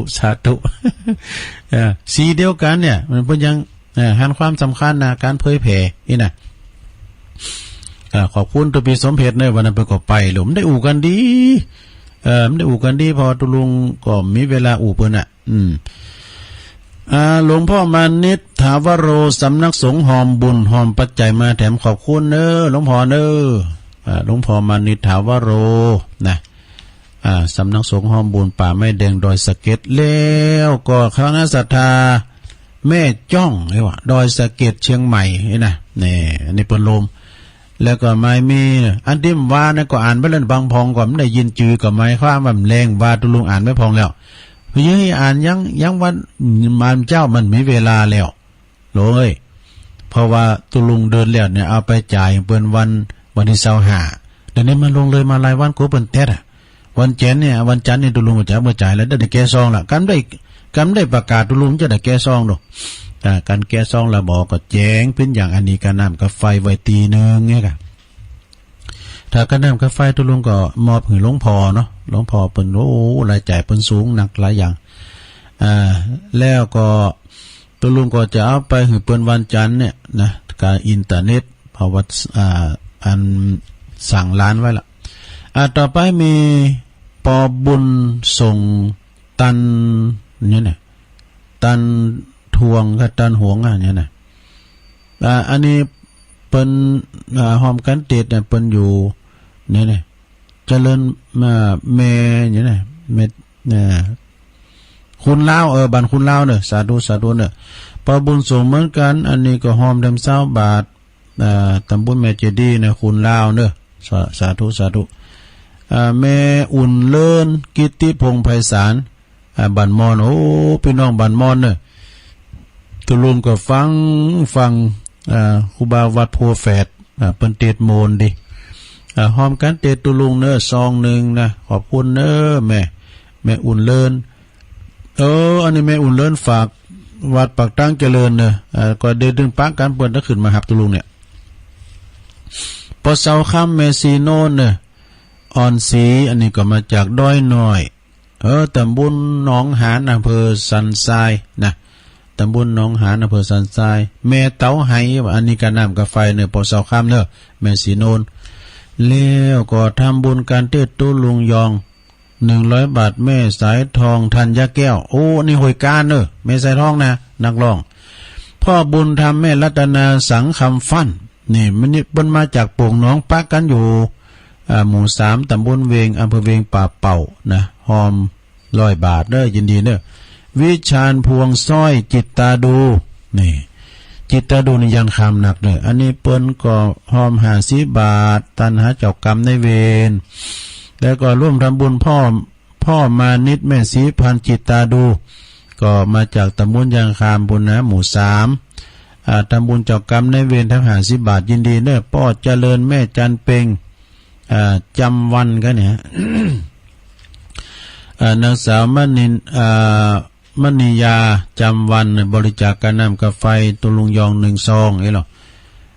อรวันศรีพฤกษ์ก็มาจากบ้านแป้นโอ้พี่น้องบ้านแป้นละปูนก็มาวันนั้นป้าก็โอ้อาจารย์เพลินพิษทิพย์พฤกษ์ในบ้านแป้นตำบลบ้านแป้นอำเภอเมืองจังหวัดละปูนเนาะหอมกันเตดตุลุง1 ซองยินดีนะแม่ครูเนอขอบคุณหลายๆแล้วก็แม่สายทองบุญธนานุสรณ์ก็มหาธนานุสรณ์นะอ่านพิชุมาเด้อพร้อมกับญาติธรรมไม่ดอก1 ซองเด้อขอบคุณเนาะแล้วก็มีเครือวันดาวเวียงกันนะไม่ห้อยเงินเด้อไม่ห้อยเงินโดยสเก็ต1 ซองแม่ลองดาวเวียงกันนะไม่ห้อยเงินโดยสเก็ตก็56 บาทนะถ้าเต่าอายุจ้ะแม่ลำพันธาวันนะแม่ลำพันก็ป่าไม้แดงเน้อหอมบุญโดยสเก็ต100 บาทยินดีเน้อป้อไพบูลแม่จรูนปกปิงเมืองบ้านป่าหานะป่าหาตำบลดอยสุเทพนะลมทำบุญมา1 ซองขอบคุณเน้อแม่จรูนเน้อแม่บัวเรียมเรือนคำมูลป่าไม้แดงโดยสเก็ต1 ซองแม่ลำดวนเปงโทแม่ลำดวนเปงโทกับป่าแม่แดงโดยสเก็ตเหมือนกันทำบุญ1 ซองแม่จันดีพ่วงวันนาก็หาเนาะพ่วงวันนาป่าไม้แดงโดยสเก็ตก็ทำบุญมา1 ซองแล้วก็อันนี้เนี่ยอัมไพก็หาเนี่ยแล้วก็อันแม่สมภารนี่ก็ฟื้นชมพูเนี่ยโอ้เปิ้นมาสันตับเต่าบ้านหงโอ้พี่น้องสันตับเต่าก็ปะกันวันนั้นนะบ้านหงนี่นะนายบุญรัตน์นายบุญรัตน์นางนุ่นอันนี้ก็กระนำกาไฟเนอะสันทรายเวงป่าเป่านี่1 ซองแม่เลนอุ่นตะป่าม้อยเอ้ย เปิ้นอยู่วังมวยผู้จือน่ะโกว่าในวังมวยนะบ้านชัยมงคลเนี่ยพี่น้องวังมวยก็ไปวันนั้นนะโอ้ในเมืองก็ไปจัดหลายแม่สมศรีเศรษฐกิจเนี่ยปูจากันเตตุลุงเนี่ยจากเมืองฝาง50 บาทนะจันดีจิตเที่ยงนี่ก็ตุนพึ่งเนี่ยตุนพึ่งปุ่นนะตุนพึ่งปันหลังสำลานลาดดอยสะเก็ดเนี่ยรวมทำบุญมาแถม1 2ปนานดวงฤทธิ์แม่สมหมายเนาะจากแก้วนะตุนพึ่งหมู่7เนี่ยสำลานลาดดอยสะเก็ดแถม100 บาทตุนพึ่งหมู่7นี่บ้านของโยมถนอมศรีนะคะเนาะที่เอากุ้งมาถวายนะกลางๆหูจักปอกำนันเทวินจะเดียตัวลงอยู่บ้านเดียวกับปอกำนันกาบ้านเดียวกันนะกายเนาะปอกำนันเทวินนี่ก็เคยกันดีเพราะว่าเพิ่นไปซื้อแยงซื้อเตงแม่ถนอมศรีหมู่7นะตุนพึ่งอันนี้ก็มีแม่เม็ดเนี่ยแม่เม็ดสมล่างเด้ออ่านแล้วเนี่ยแม่เม็ดเด้อพี่น้องบ้านเสาหินเด้อปุ่นนะเวียงฝางปุ่นนะเมืองฝาง1 แม่หอมบัวจันการนำกาแฟ1 ป่อสมบูรณ์แม่น้อยหีบทองพี่น้องบ้านใหม่เด้อตำบลสันโป่งแม่ริมนะป่อสมบูรณ์ป่ออ้ายเพิ่นก็มาตักตายอยู่วันนั้นนะแม่เกียงคำดวงตากแม่ห้อยเงินดอยสะเก็ด60 บาทมีป่อดวงป่อดวงคิดกับป่อดวงคำแม่ฟองคำดาววีแม่ห้อยเงินเด้อ1 วัฒนาแสงฟูแม่ห้อยเงินเนอเชียงใหม่1 แม่สายคำนี่ก็ซบล่องบันหุงพี่น้องซบล่องบันหุงก็ไปและแม่อุ้ยลาวงสายยะพี่น้องดงหาดนาจอมต้องการนำกาแฟ1 2จบหมดแล้วสถาถ้าขาดตกโบพองไปก็ขอสุมาอภัยนะโยมเด้อว่าก็อ่านด้วยแล้วนะแรงนะว่าก็อ่านไปรอบนึงแล้วนะก็ถ้าว่ามันได้ฟังก็หมายความว่าอ่านไปแล้ว1 สัปดาห์เนี่ยเพราะว่าตุลุงจำเป็นต้องอ่านแหมกล้ามในการได้อ่านกล้ามมันปูนวันพัดหนาปุ่นไหนแล้วก็ตุลุงผมได้แก้ซองแต่เอาไปหือเป็นวันเจนนี่แล้วกับอินเทอร์เน็ตเนี่ย700 ปลายมันได้ซะนะกลุ่มอยู่กันเนาะเอาปอนกันเนอสัพปีติโยวิวัจจันตุสัพพะโลโกวินาศตุมาเตภวัตวันตรายโยสุขีติคายุโกภวะอภิวาตานาสีริสานิจังวุธาปจายโนจัตตารโอธรรมาวัฏันติอายุวันโนสุขังปะลังเอาแล้วสระต่อไปจะได้ประกาศข่าวสารงานบุญกันนะโยมเด้อนะลืมประกาศไป31 ธันวาคม63แล้วก็1 มกราคม64งานประเพณีทรงน้ำประทาดนะวัดประทาดประทาดดงหลวงนะดงหลวงวัดดงหลวงนะแล้วก็วัดหนองโยงโดยเปิ้นพร้อมกันนะก็ไปรวมทำบุญกันเนอตีวัดดงหลงโอ้ยวันนั้นพี่น้องดงหลงไปจัดหลายปลงบัตรเขาปลงปั่นเขานะหนักไอสุวิทย์ตัวนะสุวิทย์ ไอสุวิทย์ก็มากับตุลุงปิกปอแรงเปิ้นไปครอบครัวเปิ้นศรัทธาญาติโยมทั้งหลายต่อไปก็ประกาศข่าวสารงานบุญน้องโยงก็เพิ่นมีแพ้วแข่งกองบุญมีหลายอย่างน้องโยงท่านพระครูเมธานันทกิจด็อกเตอร์นะวันนั้นเปิ้นจะร้องปริญญาเอกเปิ้นแล้วก็กฐินมาได้ล้านปลายแสดงความมุทิตาจิตด้วยเนอะวันที่29วันพุธนี่นะศรัทธาญาติโยมทั้งหลายปุ้นวัดบ้านห้วยส้มปอยวัดห้วยส้มปอยนี่อำเภอจอมต้องเปิดจะวางศิลาฤกษ์ประทาเจดีย์เนอะเมตตาบารมีธรรมครูบาเจ้าบุญเป่งครูบาเป่งนี่เปิ้นอยู่วัดตรงทุ่งปูนเปิ้นจะไปเป็นประธานในการยกวางศิลาฤกษ์เนอพี่น้องไปกินไปตามกัน19 ธันวาปุณทำกรรมเนื้อไก่อยู่นะวันนี้เปิ้นต่อเฮือ19 ธันวาเปิ้นแต่ต้านเจดีย์ต่อเฮือในตระกูลกิ่วแก้วต่อเฮือเนี่ยอยู่อำเภอแม่แจ่มเนอะไปกินไปตานกันนะแล้วก็10 ธันวาก็จะมีการต้านอาคารเรียนโรงเรียนบ้านผาหมอนนะ10 ธันวาเปิ้นจะต้านอาคารเรียนโรงเรียนบ้านผาหมอนเนอะ28 วันนี้นะ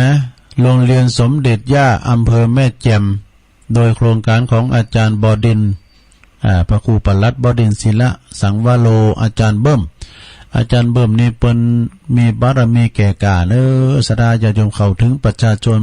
ทุกรุ่นน่ะเฮาไปวัดอื่นน่ะมีกะคุณเฒ่าครับจังไงน่ะวันนั้นตุลุงเขาไปช่วยกะไปตานกฐินที่วัดเปิ้นนี่นะที่น้ำตกแม่กลางเนี่ยน้ำเดอินทนนท์ละอ่อนไว้รุ่นทั้งนั้นน่ะซะนะจัดแจงแต่งด้านอย่างหลายอย่างตู้เขาของตูเฮ้ยนักเรียนครับจังไงน่ะตอนรับกันจะเดียฉะนั้นก็วันนี้เนอะจะได้ไปตานผ้าป่าที่โรงเรียนสมเด็จย่าที่อำเภอแม่แจ่มแล้วเพิ่นจะมีกิจกรรมหลายอำเภอตั้งแต่ด้วยหล่อนี่ลองไปให้ไม่ก็ดีนะเพิ่นจะมีการแข่งขันลาบจีนควายวะนะแข่งขันลาบจีนควายแล้วก็แกงโยกด้วยนะ2อย่างโดยเฉพาะก็อาจารย์เพิ่นส่งมาแต่ละหน่วยแต่ละกลุ่มเลยนะคือปันอันนี้กาจีน กาจีเนี่ยเนาะเคียงไผเคียงมันนี่นะปุ๊บก็จะรุ่นก็นะปุ๊บจะไปถ่ายทอดละทัดเลยวะนะแล้วก็นิมนต์ตุลุมันคอลาบเอาไว้จิ้มหมดแล้วได้คุ้มมันได้คุ้มไม่นะเนาะลาบนี่นะไปขาดดีนะเพวดีไกลนะโอ้ว่าไปก่อนนำลายปุได้วันนี้เนอะ7 โมงอาจารย์จะมาหับตุลุงไปละวันที่11เนอะธันวาก็สวดมนต์อิติปิโส108จบแล้วก็ยกยอดชัดแล้วก็ยกยอดชัดศาลาเนี่ยศาลาปฏิบัติธรรมศาลาการประเรียนที่วัดปากตั้งเจริญเนี่ยมีหลายสดหลายหลอบเพิ่นจะทำบุญตักบาตรก็ดีแล้วก็สืบชะตาเจริญพระพุทธมนต์ยกยอดชัดจอฟ้าแล้วทักษิณะดูหลายอย่างเนอะหลายสดนะเพราะมันแรงเพื่อก็สวดอิติปิโสนะเกมลูกกำไปเนอะหนับเนาะพระจะไปเปิดโรงทานกาพระจะไปหับสังฆาเนี่ยอันใดอันหนึ่งก็ติดต่อได้เนอะท่านพระครูอภิวัฒนวิกรมได้อยู่ได้ย่างนะได้อยู่ได้ย่างนะก็ไปหันไปนี่แถมคือแล้วถ้าไปเตะตังตรงเสี่ยวเพิ่นก็มุ่นน่ะไปเตะงานกันอย่างเงี้ยไปกลางคืนก็ไปกลางวันก็ไปดีกะเฮายังไม่ได้ไปจัดใครไปตึกมันไม่ได้ไปก็เพิ่มนิมนต์แต่พวกนี้ไปอยู่ไปไหนตะลุงพวกเสาเก่าไปปุ้นเหล่ายาวใต้ต่อไปงานวันที่15เนอะ15ธันวาคมนี้ก็เปิ้นจะถวายต้านกุฏิไม้สักทรงไทยในงบประมาณ 400,000 ปลายโดยเมตตาบารมีธรรมครูบาเจ้าธรรมรังสีเนาะเจ้าอาวาสวัดบ้านเรือนทรายทองตำบลบ้านเรือนอำเภอป่าซางเนอะโดยท่านพระสุภเลิกนะตูลูกตูหลานตูเต้เปิ้นก็แป้งโดยนำผักนำแรงของเปิ้นหอมพองก้าซื้อไม้เปิ้นมาพองก้าเปิ้นตานเฮินปิดหลังพองก้าเนี่ยเอามาแป้งได้หลังแล้วจัดต้านวันที่15เนอะโยมเนอะวันที่15ก็ไปกินไปตานกันพิธีสงฆ์ก็จะมีตอนเจ้าทำบุญตักบาตรด้วยหลังจากนั้นก็จะมีกับผ้าป่ากุ้งเทพเชียงใหม่ละปูนจะตอดในเวลา10 โมงไปแล้วก็มี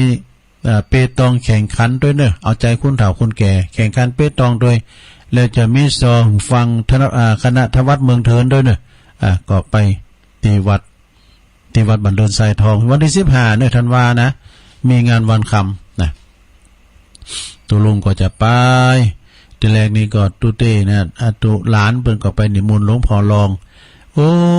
วันนั้นจำได้ไปในหมอนัดก็เลยฮักเหมาปุดโทษตกสำรวจกันเลยเนาะเอาตุลุงนั้น ก็จะไปอยู่เนาะต่อไปวันที่15ถึง19 มกราคมเนี่ยงานเขากำสมโภ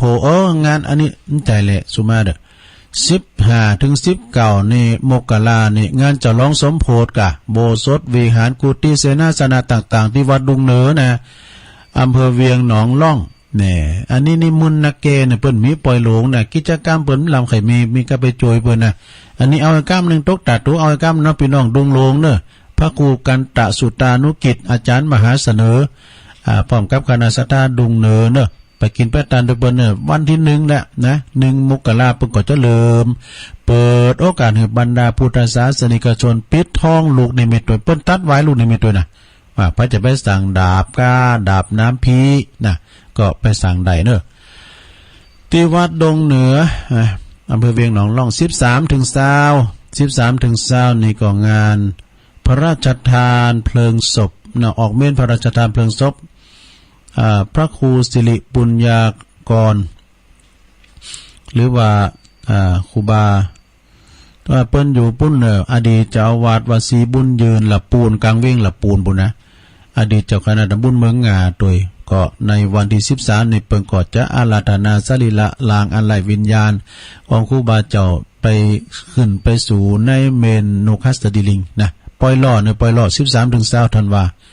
ที่วัดศรีบุญยืนละปูนต่อไปก่อน1ถึง6เนี่ยพุ่งฮือแล้วถ้าได้เข้ากรรมที่ป่าเหี่ยวป่าจ้าเปิ้นได้เข้ากรรมโสสานกรรมที่บ้านสิริมังคลาจารย์นะสุสานป่าจ้าเปิ้นลาดสัตว์ใต้ลาดคอนกรีตเข้าหาป่าจ้าแล้วก็ลาดตินาเมนทำเนาหลายอย่างมันจะเมนนะประกอบพิษเตาเผาธรรมดาเนี่ยนะไปนอนป่าเหี่ยวป่าจ้ามันโมนรับดีแต่ตัวลุงนี่ทำมีโอกาสได้นอนก็เปิ้นก็เป็นโหงอันนี้กะอาจารย์เปิ้นบ่ฮึตัวลุงวิ่งเนี่ยนะจะจัดรถบริการให้แล้วก็1ถึง6ตอนเจ้าก็ซาเข้ากรรมนะตอนเมื่อคืนก็ไปฟังเทศน์ฟังธรรม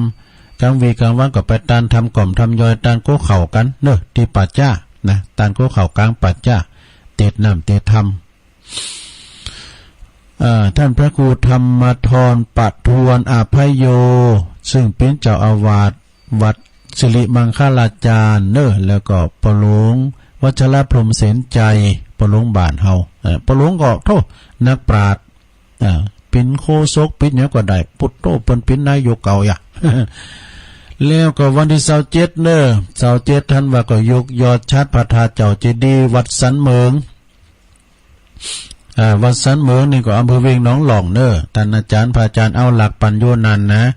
ใครจะไปเปิดโรงทานออกโรงทานเมนูต่างๆก็ติดต่อสอบถามได้จะไปรับสังฆาไปทำบุญงานจะร้องเรียกว่าจะร้องยกยอดชัดพระธาตุเจดีย์คุณเป็นนักอ่านก็โมนดีซะเนาะการปากันไปพี่น้องเวียงป่าเป่าก็จะมาวันนั้นพระอาจารย์เอาหลักเพิ่นก็ไปนะเพิ่นมาเทศออกวิทยุกันถึงวันพุกวันฮือกันเนาะวันฮือวันอังคารเมื่อคืนสุพรมามุกข่าวหางมาเก่าหางตั้งแต่20:00 นถึง4:00 นนะพระอาจารย์เอาหลักปัญโยนันวัดสันเมืองต่อไปงาน10ถึง17ธันวาคมงานเข้ากรรมวัดโพธิมงคลอำเภอบ้านโฮงโดยพระครูโพธิพัทราวุฒิเปิ้นจะเริ่มเข้ากรรมตั้งแต่10ถึง17ธันวาคมที่วัดโพธิมงคลนำเภอพระไปฟังเทศน์ฟังธรรมกันเข้ากรรมปีนี้หลาย28-29ธันวานะประเพณีทรงน้ำพระธาตุที่วัดเหล่ายาวใต้นะโดยเมตตาบารมีธรรมอาจารย์ท่านพระครูสังฆารักษ์สมบัติอภิรัมมานิโยพร้อมกับปหลวงหนิงเขาเนี่ยงานเปิ้นจัดแต่ละปีเนี่ยคุณนักคุณหลายมีย้อนยุคปีแล้วนี่ก็โซ่ไปเนาะปีแล้วมีอยู่ก็ปีแล้วนี่มีก็โควิดปีนี้ก็จัดยิ่งใหญ่สถานมีเหมือนเดิมกูอย่างนะที่บ้านหงอำเภอบ้านหงนะวัดเหล่ายาวใต้แบบเปิ้นจะมีงานส่งน้ำพระธาตุ4 ปิ้งยังมาจับปี63อยู่นะซะนะบ้านเมืองมันโหดไปเรื่อยๆซะนะเนาะก่อนนี้4 ปิ้งนี่มันปุ่นมกลากลางๆบ่เนาะนะเดี๋ยวนี้ท่านว่าเนี่ย27ธันวาคมถึง1 มกราก็จะมีงานเข้ากรรมที่วัดม่อนห้วยแก้วนะอำเภอดอยหล่อเขาเนี่ยบ้านตำบลเดียวกันเนี่ยนะวันที่29เปิ้นก็ยกยอดชัดเจดีย์ชเวดากองโดย29นะตระกูลกิ่วแก้วคุณเชิดพงศ์คุณแม่จันฟองกิ่วแก้วเวลาก็ย้ายเนาะนะวันที่29เปิ้นยกยอดชัดโดยที่วัดม่อนห้วยแก้วโดยเฉพาะก็27นะหลังจากเลิกงานที่วัดอันสันเมืองแล้วก็มาฟังเทศน์ฟังธรรมกันเนาะแต่สันเมืองนี่เปิ้นก็มีมหรสพนะกลางวันก็มีซ้อมขึ้นก็มีดนตรีอย่างนี้กะ 27ถึง1 มกราเนี่ยเปิ้นจะมีการสวดมนต์ข้ามปีตัวที่วัดมอนห้วยแก้วนะอาจารย์สมหวัง2ถึง10 มกราก็งานเข้ากรรมเหมือนกันที่ขวงแก้วอารามทั้ง3ที่วัดกอม่วงตำบลปากบ่องอำเภอป่าซางท่านพระครูประภัสสาธุการตุลุงปิงตุปีปิงเฮานี่นะก็มองก็เปิ้นเอากันเป็นการแท้ๆนะก่อนตุลุงก็ไปอยู่หันหวางเนาะนะไปอยู่ด้วยหน้า ไปอยู่ด้วยหน้าสมัยสตินเนี่ยหรือสตินก็เกิดแต่แว่นนั่นน่ะญาติโยม ก่อนอย่าเอามาหมดแล้ว ตัดโหลหลาเนี่ยแล้วก็วันที่2ถึง10มกราเนี่ยที่วัดก้อโมงเนี่ยเขากำเนี่ยคณะสงฆ์ตำบลปักบ่องแล้วก็ตำบลแม่แรง5ถึง11ธันวาก็งานเขากำเหมือนกันแล้วก็ตัดไว้ลูกนิมิตผูกปราศิมาที่วัดร่องช้างพยาวันตำบลตาตุมอำเภอป่าสร้างเนี่ยเริ่มวันที่5เนาะเพื่อเขากำด้วยนะสถาปุตโตกาเก็บงานกันถึงวันตุบิเก่งก็สูงไล่มึงพอได้เดียวนะโอ้เปิ่นกาเก็บงานว่าก็ประชุมกันที่อบตนะท่านนายกนะเดชาทองเพ็ญเป็นนายกหรอกตำบลตาตุ่มนะหลวงพ่อพระครูสุคนทศีลวิมลนี่เจ้าคณะตำบลตาตุ่มวัดป่าตองคันธารามโตคนเต็มห้องประชุมกันเปิ่นประชุมกันหลายเรื่องกันเนาะเรื่องเขากรรมด้วยกันต่อไปก็8ถึง13ธันวาก็งานเขากรรมเหมือนกันที่โขงแก้วอารามทั้ง3ที่วัดวังกูเนอะวัดวังกูตำบลน้ำดิบอำเภอป่าสร้างท่านพระครูสัทธิสารคุณเจ้าคณะตำบลน้ำดิบพร้อมกับคณะสงฆ์พระครูแล้วก็เป็นเจ้าเขากรรมโทษทำเลดีเนอะสะดาไก่น้ำปิงเนี่ยไก่น้ำปิงแล้วก็เปิ้นเคยปล่อยปลากันกูปีเหมือนกันนะฉะนั้นก็วันที่8ถึง13เนี่ยโยมเนี่ยไปกินไปตานไปสาเขากรรมกันที่โขงแก้วอารามทั้ง3วัดวังกูพบกับทีมงานของ PS สาวตุลุงก็ไปจวยเหมือนกันนะแต่ก็ไม่ได้ติมตีเหมือนกันเนี่ยไปมาอยู่นะจะไปจวยตัวปีตัวปีซักซึ่งก็เป็นเสี่ยวเดียวกันเนี่ยเกิดเดียวกันนี่นะเป็นพระครูพระครูวรวัฒน์พิสารนะราชทินานามของเปิดนะตัวปีซักเขางานต่อไป10ถึง17มกราคมงานเขากำที่วัดหนองเจดีเนี่ยมกราบุญนะ10ถึง17มกรางานเขากำที่โขงแก้วอารามทั้ง3วัดหนองเจดีตำบลนครเจดีอำเภอป่าสร้างเนี่ยวันที่17นั่นคืนวันสุดท้ายนะวันออกกำนะเพิ่นจะยกจอฟ้าศาลาโดยเนอะโอ้พี่น้องน้องเจดีก่อนหลายกะโตตำบลนครเจดีนี่กว้างแหละเพิ่นมีการ์ดด้วยนะมีการ์ดหน้าวัดโดยอาจารย์ท่านพระปลัดศิวนัทเมธีปโชโตตุปินัทเนาะเจ้าอาวาสแล้วก็อาจารย์ท่านพระมหาทองสุขสัจจญาโนเปิ้นก็โบสถ์ปำนักพักอยู่ที่หันเนออาจารย์มหาทองสุขนะพระครูวิมลพระครูวิมลเนี่ยก็ชื่อเก่ามา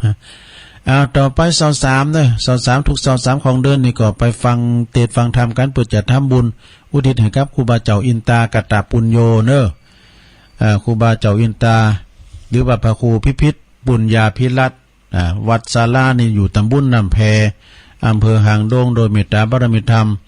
อาจารย์หลวงพ่อท่านพระครูโชติสุวรรณสอนเนอะเปิ้นก็เป็นเจ้าอาวาสแล้วก็ตุลุงก็ประกาศถึงเปิ้นในวันที่23เดือนนี่นะ23เดือนพฤศจิกาก็ไปฟังเทศน์ฟังธรรมพฤศจิกายนนี้ผ่านไป23ธันวาเนาะก็ไปฟังเทศน์จากท่านพระคุณเจ้าวัดสันทรายเจ้าภาพก็แม่จันสมแสนสุขเนอะ23มกราก็ไปฟังท่านพระใบดีกาสิริพงษ์สุมังคละยาโนนะตุปิเจเพิ่นจะไปเทศน์นะแล้วก็เพิ่นอยู่วัดประสิทธิ์วัดประสิทธิ์ต้นเฮือดเนาะถ้าเทพประสิทธิ์นะเจ้าภาพก็ปีนั้นเจ้าภาพก็ในประเวศปัญญาแก้วเนี่ย23กุมภาพันธ์แถมก่อท่านพระครูอาสวะปรีชาเจ้าคณะตำบลบ้านปงวัดบ้านปงเนอะไปเทศน์นะเจ้าภาพก็ปีนั้นเฮานี่กะปีนั้นเจริญฝนขาวปีนั้นของประจันวัดศาลาเนี่ยยังมีทำลายอยู่ก็บอกประกาศแห่งกันไปวัดศาลาเนอะตำบลน้ำแพร่นะอาจารย์ท่านหลวงพ่อพระครูโชติสุวรรณสอนโอ้ยหลวงพ่อเป็นใจดีเนอะศรัทธาเนอะมีเมตตาธรรมสูงนะเอางานต่อไป19ถึง21ก็งานปล่อยหลงกุฏิของวัดอินทขินเนอะตำบลป่าสร้างอำเภอป่าสร้างนะเพิ่นจะปล่อยหลงกุฏิเพิ่นเสียงหลาย10ล้านนะโยมนะโดยหลวงพ่อปูนเปิ่นมาช่วยกึดช่วยสร้างนะการจนาพิเศษ19ถึง21เนอะกุมภาพันธ์นะ64เปิ่นปล่อยหลวงที่ปล่อยหลวงโฮงซองแจ้นที่วัดอินทขินอำเภอป่าสร้างอันนี้ก็ฟังข่าวไปมาเหมือนกันนะแต่หูเนอะ 2 มกรานี่เปิ้นจะทำบุญฉลองอายุวัฒนมงคลท่านพระครูอัฏฐกิจจาธรครูบาอุ่นเนอะอายุเก่า13 ปีแล้วเนาะสดาวัดโฮงโงนะสันปัดตองนี่วันที่2 มกราเนอะพระจะไปชื่นชมบารมีของครูบาอุ่นเปิ้นปีกินเมตตาที่ไหนครูบาไปโมดไปนั่งนักเป็นเกจินะสวดมนต์ตันกานี่เปิ้นรูปร่างหางน้อยนะก็สิบพระคุณเปิ้นหนักเด้อไผใครได้เตนกาจิปูจาลดขอสืบชะตาปูจาโจกลาบมีพร้อมนะ27ท่านว่าก็เปิ้นจะมีการฉลองอายุวัฒนมงคล42 ปีแล้วก็ฉลองปริญญาโดยของท่านพระอาจารย์บดิกาสาครตุปีเอสนะวัดตุงเกงเนอะมีซอด้วยนะวัดตุงเกงเนี่ยปกาไม่คายก็ไปโคใครกว่าโคกาโคคายด้วยแล้วไปแสดงมุทิตาจิตเนอะสถามูลแวไก่เคียงสืบชะตาด้วยนะ42 ปีของตุปีเอสบดิกาสาคร27ท่านว่านี่ก็เปิ้นจะมีงานฉลองอายุทำบุญอายุวัฒนมงคลของเมตตาบารมีธรรมหลวงปู่ครูบาตุนนะฮะหรือว่าท่านพระครูวิธานวรการอายุ83 ปีเนี่ยวัดเหล่าพระเจ้าตาเขียวตำบลบ้านเลินเนอะและพร้อมกันนั้นก็วันเดียวกันเนี่ยเปิ้นจะมีการฉลอง27ท่านว่าเมื่อการฉลองสมโภตราตั้งเจ้าอาวาสท่านพระครูภาวนาโสภิตด็อกเตอร์พระวิปัสสนาจารย์อันนี้ก็มาดำรงตำแหน่งเจ้าอาวาสเนาะแบ่งเบาภาระครูบาตัวอยู่กับครูบานะก็ไปกินไปตานกันเด้อไปแสดงมุทิตาจิตที่วัดบ้านเหล่าพระเจ้าตาเขียวนะแล้วมีงานต่อไปแถมเดียวกันเด้อจดว่าจะหลายนะแต่ดัดตกหลุนแม่พองนำรูปมีแล้วจะได้ญาติโยมก็ตุปีนั้นก็ตุปีเพิ่นก่อนนั้นมาเมื่อกันเหรอวันที่27ธันวาเนี่ยเพิ่นจะมีงานทำบุญฉลองตราตั้งวัดใบวัดเพิ่นก็ได้แล้วยกฐานะจากสำนักสงฆ์เป็นยกฐานะเป็นวัดแล้วนะที่วัดดงนิมิตรเนอะนำดิบน้อยแล้วก็จะร้องการตั้งเจ้าอาวาสตุปีพิเชษสิริพัทโตโดยรองเจ้าคณะตำบลโดยดู3ตำแหน่งนะ3รายการใหญ่เด้อที่วัดดงนิมิตรนำดิบน้อยเพิ่นจะมีงาน27ธันวาคมโยมเด้อไปแสดงมุทิตาจิต3อย่างรายการนะจะร้องใบวัดโดยใบการตั้งวัดฉลองเจ้าวาดโดยแล้วก็รองเจ้าคณะตำบลโดยดูที่วัด ดงนิมิตนำดิบน้อยเด้อไปกินไปตานไปแสดงมุทิตาจิตกันเด้อตุปีพิเชษสิริพัทโทนะ18ธันวานี่เพิ่นก็จะมีการหล่อพระเจ้าตันใจที่วัดดอนชื่นนะวัดดอนจืนนะวัดดอนจืนก็ตำบลเดียวกันเนี่ยนะไปรวมกันเด้อสถานเด้อวันที่18ธันวารอพระเจ้าตันใจที่วัดดอนจืนพระครูมานะสุทธิกรเจ้าอาวาสนะฝากประกาศมานะศรัทธาญาติโยมทั้งหลายเนาะเจ้าอันตุปีนั่นนะเพิ่นฝากประกาศมานะตุปีหยังตุปี1ตุปี1อยู่ปุ้นอยู่วัดอันสันปุเลยนะสันปุเลยก็ปทุมสารามเพิ่นจะเข้ากรรมนะเดี๋ยวก่อนเนอะจดนี่เหรอ16ถึง22ธันวาเนอะ16ถึง22ธันวาเพิ่นจะเข้ากรรมที่อารามโคงแก้ววัดสันปุเลยหรือว่าวัดปทุมสารามนะท่านพระอาจารย์สิขรจิตตสังวโรเนาะแล้วก็วัดนี่ก็ตุภาเปิ้นหลายเนอะตุภาเปิ้นหนักเปิ้นมีโฮงเฮนที่พระเจ้าตุ้นลงเนาะที่พระเจ้าตุ้นลงตัวนะเอาละเนาะศรัทธาญาติโยมถ้าตกหลุนไปพองก็สุมาเนี่ยถ้าตกไปพองนะตุ้นลงก็ขึ้นไหนมันได้ไหนนะ แต่ว่ามันตกหลุนไปก็สุมาเด้อเธอมันตุ้นลงก็ลืมจดมันก็มีต่อไปก็จะเปิดสายแล้วนะโยมเด้ออย่าเปิดสายละกึ่งชั่วโมงพอดีนะพอจะโทรมาก็โทรมา089 9556506เจริญปอนเจ้าไว้ซะเจ้ายายน้อยที่5ธันวาก็เป็นวันปอครบรอบแล้วเนาะแม่ปอทั้งหลาย กมีร้านเพราะว่ายิงใจจับไปหูกายเป็นวันตกเสาความจริงแล้วเนาะวันปอนั้นเล่ามันมีถึงวันเนินนายจำไว้เหตุลูกหลานทั้งหลายวันปอของนายมีถึงวันเจ้าเล่งเพิ่นหือดีจนคนแก่เฒ่าปอคือพระเจ้าของเฮาดูแลหือดีไปหืออับเฉาพ่อแม่ของเฮาพระเจ้าลงเด้อบางคนห้องปอว่าเพิ่นเป็นซื้อกัดปกเต้เนือห้องเป็นซื้อเฒ่าลืมเพิ่นนี่แล้วปอคือพระเจ้าขอหือลูกเจ้าจูกตัญญูเป็นลูกดีๆไปหืออดสูขอหือเลี้ยงดูจนเพิ่นแก่เฒ่าจนเพิ่นแก่เฒ่าเจ้ากำยองวันละกรรมนะเจ้าวันนี้กรรมมูลนะเจ้าภาษาไทยแปลว่าสนุกสนานเจ้าไว้สาเจ้า มนล่ำมนเลยสนุกสนานเจริญปอนกับไว้สาบารมีคำตัวลุงเชวัดน้องเบลครับฟังกับเจ้าละ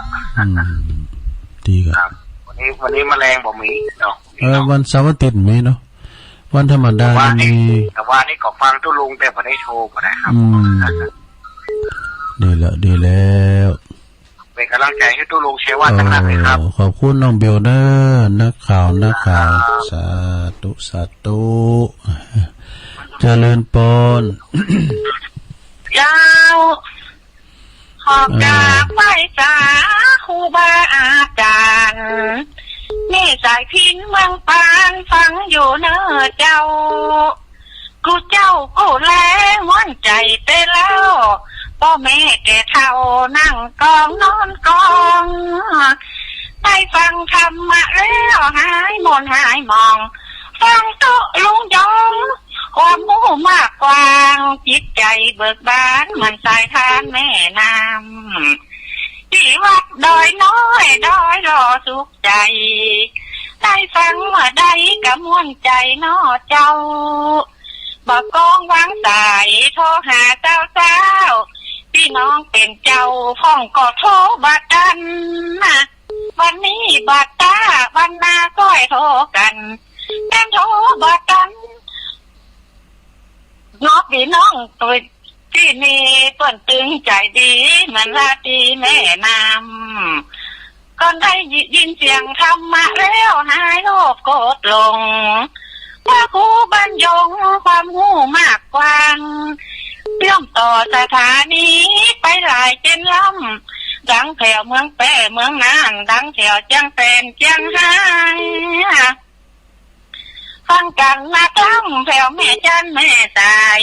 บ่มีตังใดจะม่วนใจของข้าขออนุโมทนาสาธุจินเนอกะไว้สาเนอลุงยองขอบคุณแม่สายพี่หลายๆเด้อจ้าฟังไว้เพื่อโดยได้ทั้งก้อนเก็บก้อยหมดเจ้าเจ้าเนี่ยสาธุขอบคุณเนอตัวลุงเนอเจริญปอ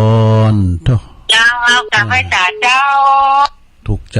จโตเปิ้นซ้อนเน็ตนะแม่สายพินเนี่ยแต่งเองนะเปิ้นอยู่ได้โหเนาะจังโซนี่นะขอบคุณแม่สายพินเมืองปานตรงสารเนาะเจริญปอน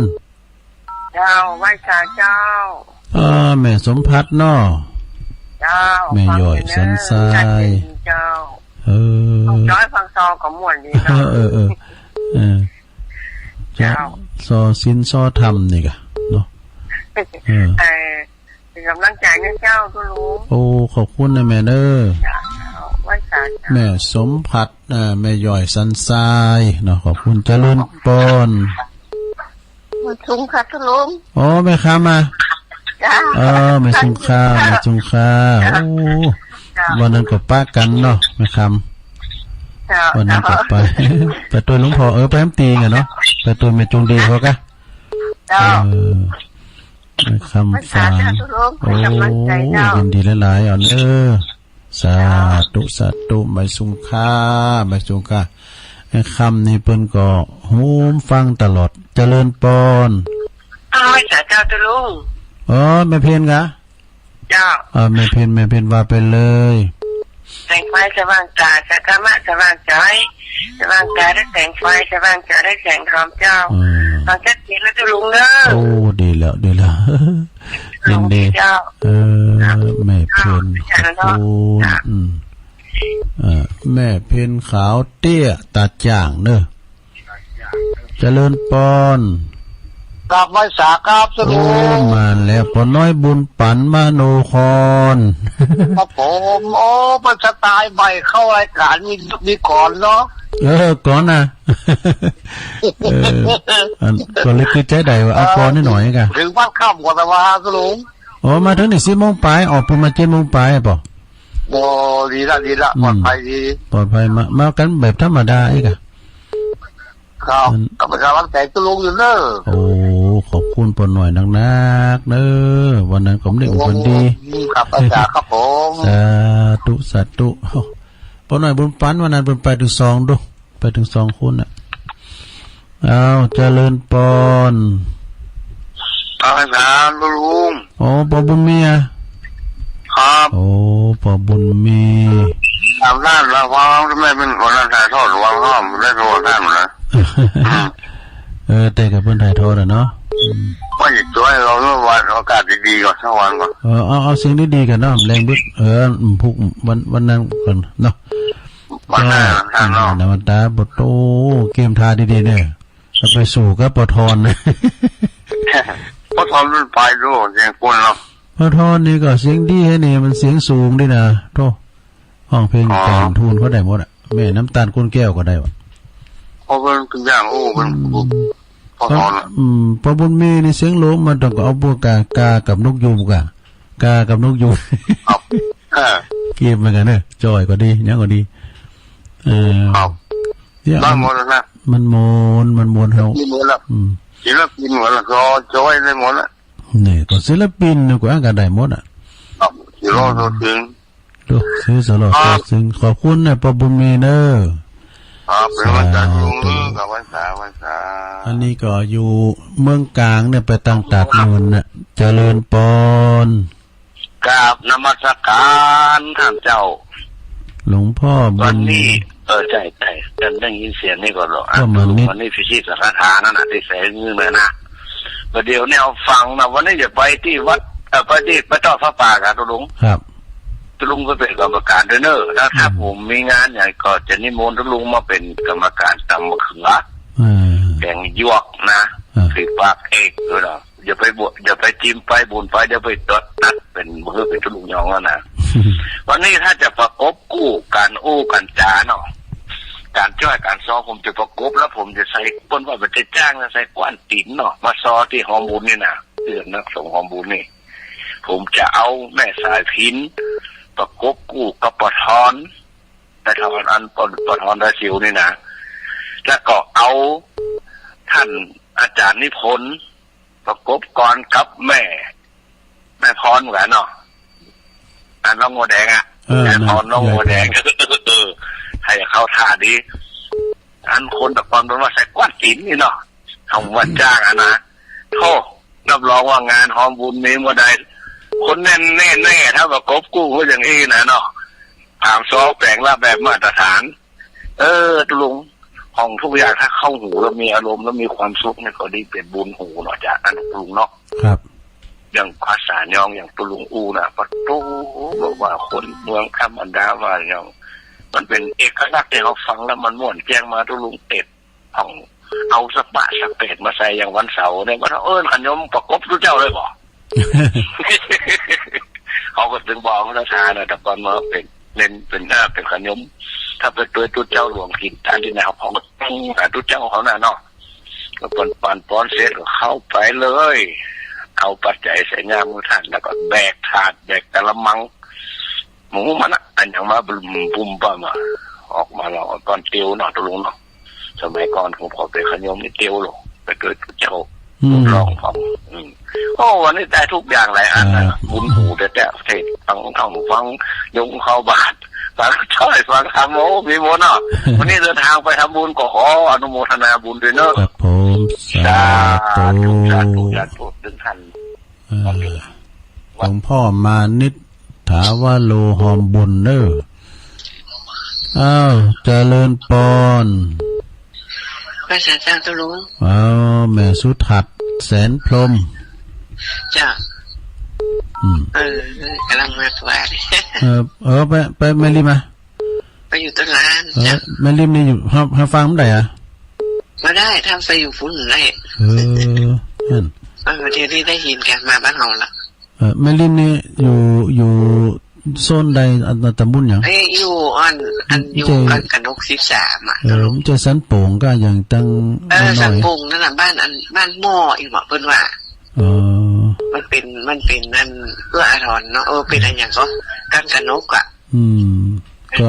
13เนี่ยที่ปออ้ายเขาแม่น้อยเขาเปิ้นขึ้นหับได้ไม่ได้ยินนะว่าสันโป่งน่ะปียังปีมาว่าได้ยินแล้วเนาะเจ้าเงินได้มาสุดท้ายเนาะเพิ่นส่งไลน์มันขนาดเนาะแม่นๆแต่ก็ทหารจักม่วนเสียดายถ้าคนไลน์ได้แล้วว่าแล้วตะลุงคุณไลน์เด้อวันนั้นนะวันนั้น11นี่ก็จะหนักหลายอันน่ะกะอยู่ที่ว่าความกว้างนะวัดปักตั้งเจริญนี่กว้างเลย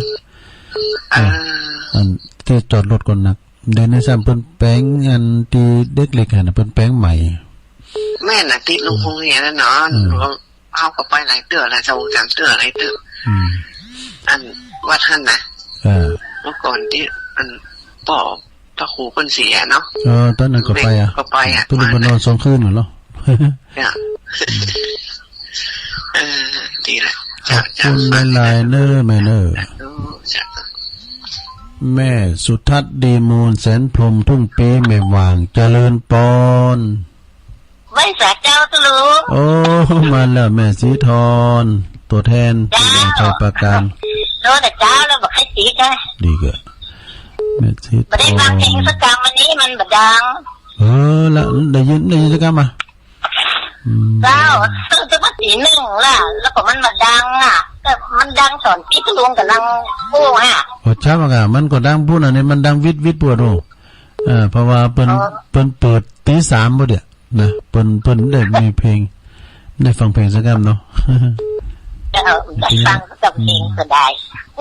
ผมก็ได้เปิดหลายให้หน่อยนึงเอาเปิดเข้าเพลงนะหน่อยดีเนอร์แม่สีทอนเนอร์เจ้าสาธุเจ้าแม่สีทอนนี่ก็เหมือนกันเนอร์วังสวนกล้วยไปวันนั้นจะไปบ้านเกิดเปิ้นจะทำบุญให้เนอร์ที่เรายาวไต่เจริญปอนนมัสการเจ้าตุลุงยอโอ้แม่ครูหายไปหลายตื่นแล้วนี่โอ้แม่ครูลาวันเจ้าฟังกับพ่อครูทวีอยู่เนอะโอ้ดีกะวันนี้ครบทุกรถเลยเนาะตึงศรัทธาตึงตุลุงนะโหมุนหูแต่ว่าก็อันมันมีหลากหลายเนาะกะมันนานพี่กำลังใจกันมีความสุขในรถพระธรรมเจ้าตึงโลกตึงคำโอ้ตุลุงนี่ครบรถแต่ยิ่งนานวันก็ยิ่งเกี่ยกาเนาะก็อาการสหาข้อมูลอย่างแม่ครูวานเนี่ยก็เป็นการบริหารสมองเอาตัวอย่างเนาะมันก็พาออกกำลังกายกะลูกไข้ไข้เจ็บก็ไม่เคยมีกะเนาะอันนี้มันลืมการศึกษาเนาะแต่แม่เนาะมันศึกษาหูจบเนาะโตจนเห็นเต่าตายบ่อันศึกษาเนี่ยเนาะมันจะมามีการที่ของสี่เหลี่ยมนะศึกษาโดยธรรมชาติเนี่ยขนาดอันเป็นว่าปริญญาบนหลังควายเน็ตแต่เนาะได้ปริญญาบนหลังควายได้ต้องปริญญากิติมาสักกันเด้อตุลุงเฮาเนี่ยนะพี่น้องตั้งบอกอาจารย์เพิ่นผิดว่าจะไปนมัสการถึง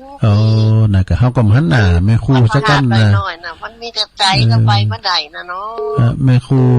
เพิ่นผิดนี่มันก็ไปเนาะป้ากันอยู่เจ้าแม่ครูเพิ่นผิดดีแต่ตึงงานตั้งโลกตึงทางธรรมเพิ่นเคยมองไปหมดโอ้ก็แม่ครูละวันก็จะได้รถแต่งก้อนงานเขาดำกันอย่างเงี้ยเพิ่นก็โมลูกศิษย์ลูกหาเตรียมบ้านเตรียมเมืองก็ดีละพระครูทวีพี่จะรู้พระครูทวีกับภาษาไทยเหมือนกันเจ้าได้กะเจ้าขอบคุณแม่ครูหลายๆเด้อเจ้ารับฟังอยู่ตลอดนะเจ้าสาธุ พี่น้องเราบักคงไว้ก็ฮะเราบักคงก็ตั้งบัดหูนะชีวิตตัวลุงเนี่ยเหมือนอีแม่เลยไอ้ดอกตัวเลี้ยงงัวเลี้ยงควายอย่างเดียวกันนะไอ้ดอกเปิ้นก็ถูกใจเปิ้นเอาอู่ละงัวเลี้ยงควายเปิ้นสอบเจริญปอนโอ้เข้ามาใหม่อันสายนี่มาตีไปนี่น่ะไผเนี่ยสายเนี่ยไผเจริญปอนนมัสการเจ้าแม่นเหรอยายพรอู่แลยายพรฮะใจครับผมโอ้ก็ยังอ่านนี่มา0เจ้า05กะเดี๋ยวไป02มั้ยผมนึกว่ามันประสิทธิ์ว่ะพี่อายลื่นลงเฮานี่มันเปิ้นอู่น่ะไม่อยู่มันเลยใครอู่ก็เปิ้นไว้เฮ้ยไปปีนเนี่ยก็อู่มาน่ะเป็นกันเองลูกทงนั้นก็ฟังแต่วันนี้ทูนทงใจเนาะวันนี้นะอันแม่หน่อยบ่ได้ฟังซวยมันเนี่ยดูเองรับไปซวยน่ะอากาศก็ดีแฮะเนาะอากาศก็ดีหนาวคนเฒ่าก็ว่าก็อันดูอันลุงแหนนน่ะมึงจะบ่โทรไปหาเปิ้นไปแล้วก็รายวันนั่นเองโทรมาเรื่องของเฮาอ่ะไปว่าเฮาคุมฟังเพิ่นอีกอ่ะนี่เชื่อสำนักเลือกเก่าทุกปีโอ้ดีกะโอ้เพิ่มมานักเลือกเก่าฟังนะคนอู่เนี่ยเพิ่นฟังเพิ่นไปใช้โบสถ์กันเนี่ยฟังรอบฟังสุลุงแหนนน้ำมนต์เนี่ยมันอู่ธรรมะธรรมโมแล้วก็อู่เรื่องบักเก๋านะอู่เรื่องบักเก๋าที่เปิ้นปิ้นละอ่อนมากเป็นทุกปีอู่เนี่ยเรื่องอันนี้อันนั้นนะเพิ่นจำได้เพิ่นเริ่มจำได้มากเลย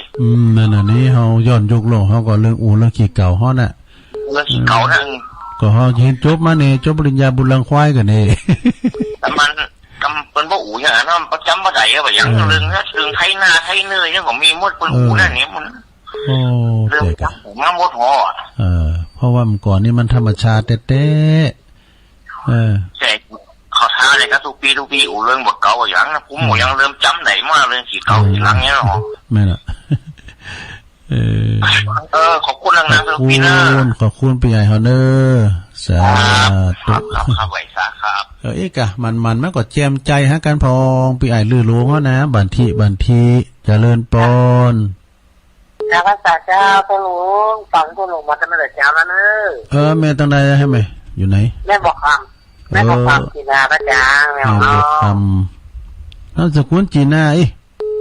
นามสกุลจีน่าเจ้าจีน่าเนาะใช่ตาจ่างฟังตัวหลวงมาตั้งแต่เช้าแล้วเนอะกับจีเนอะดีกะฟังไปเนาะในบกคำจีน่าบันกัดจ่างไก่กับบันไอ้ขจรพอใจเขาใกล้กันนะครับใกล้กันเนาะนะครับขอบคุณแม่บุคคำหลายๆแม่เพ่นกดตาจ่างเนาะแม่เพ่นกดตาจ่างเนาะไม่กับประกาศกันเลยนะใกล้กันนะแล้วก็ไอ้นิกรชายน้อยกดตาจ่างน้องหลงอันนั้นไอ้นิกรกับน้องหลงเอาหน้าสวยที่น้องเดียวกันพี่สวยนะพี่สวยนะก็โตหลับลำเหมือนกันเด้อนี่ก่อนน่ะดูลุงมาเวนี่กันเด้อเนี่ยไปเวก็ลิ้นลับคุ้มทำแล้วเนี่ยนั่นถูกจับถูกปากดิฮะเนี่ยแม่ยินดีนะแม่เด้อวันนี้จะได้เป็นนักเชียวชวนชิมตัวนี้เจริญปอนโอ้ดังกอยเนี่ยแม่อยู่ไหนเนี่ยเสียงอยู่ในออมพี่น้องหลายปีไงฮะแม่อยู่ไหนคงเป้าอ่ะแม่โบคีแหละยิงดังกอยไปเหรอว่าดังจะเฮงฟังอยู่เนอะแม่โบคลี่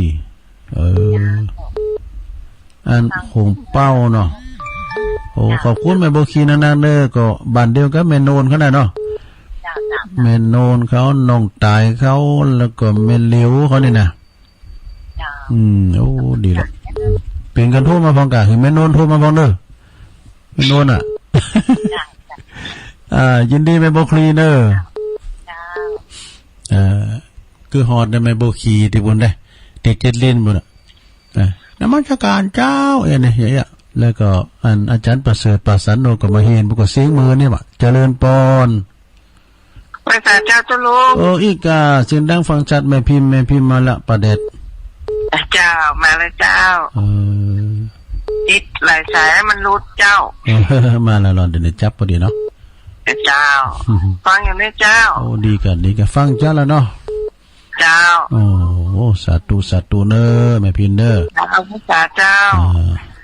แม่อาลีตุ่นเปาเขาก้าแม่แดงดอกตะล่อมเขาก้าไอ้น่ะเพิ่นแต่ไปกราบครับตุโลฮะอยู่ตั้งใดจ้ะ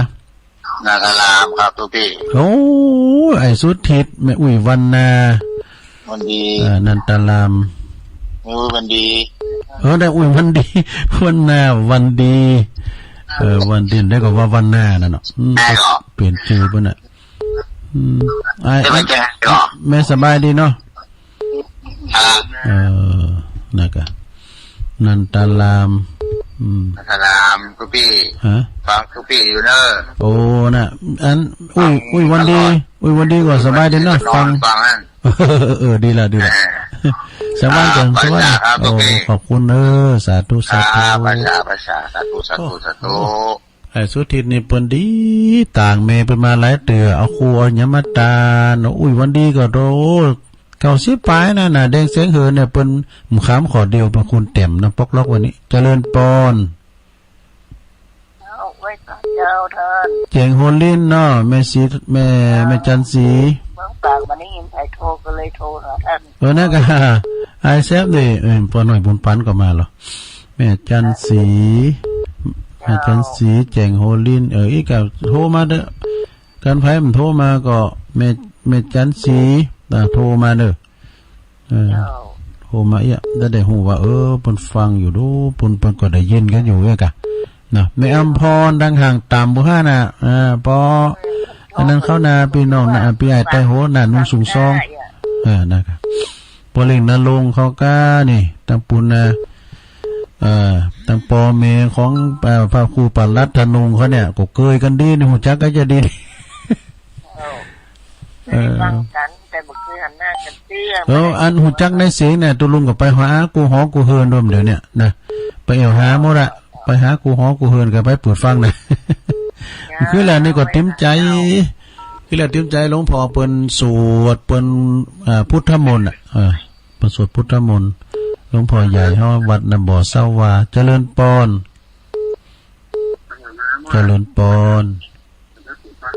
ติดแล้วโอ้มาแล้วห่านมาแล้วยายพรชุดท้ายแล้วเบอร์ชุดท้ายละเบอร์ชุดท้ายละว่าไปเลยก่อนวันนี้อาจารย์นิพนธ์มาวันนี้เจ้าก่อนสามัคคีเป็นวายกันว่ามันเต้นได้ว่าใช่ครับผมก่อนเป็นมีใจหลายแหละเป็นมอเป็นเล่มเลยเจ้าพรมีอย่างว่าไปเลยเวลาเหลือหน่อยแล้วยายพรร้องวัวแดง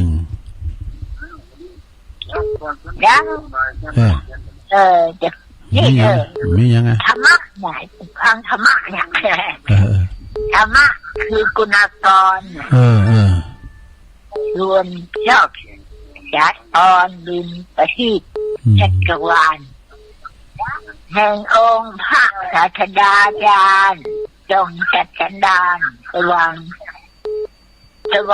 จะกระจ่างใจมนทำได้นับโดยคำนวณผล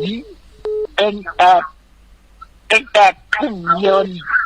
และก้าวกับทางลืมนิพพานเจ้ายาโลกอุดรเจดาอันลึกโอภาสโน้สเตนเลดออกเลยนี่เด็กจุดขจักใสอีธรรมะต้นทางขันไรประโจทย์อะไรจำเป็นขันไขปฏิบัติประหยัดเป็นสองเอาหน่อยทางดำเนินดุลคลองให้ล่วงมีกองยังโลกอุดรโดยตรงรุ่นจนแล้วโอนอ่อนอุโมงค์นพระธรรมจำนงด้วยจิตและกายวาจาทำโมมีมาโถถ้าทำเป็นที่พึ่งของเราทั้งหลายจบแล้วเนาะสาธุเนอการนิฮัตมันคลองเนี่ยมันปอก็ตุลุงเลยเนี่ย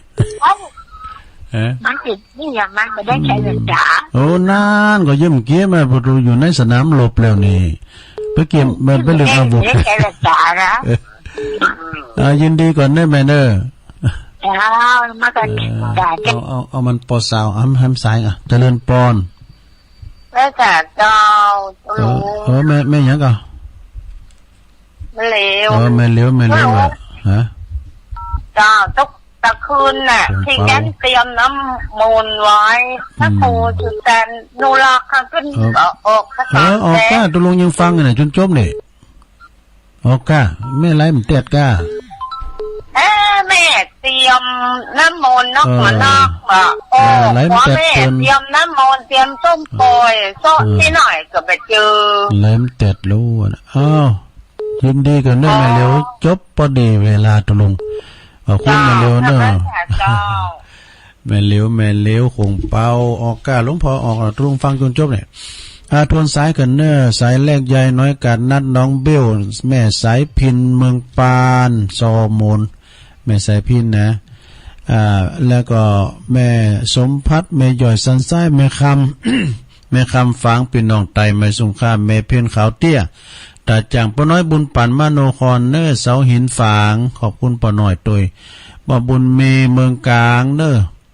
หลวงพ่อมานิถาวโรสำนักสงฆ์หอมบุญนะ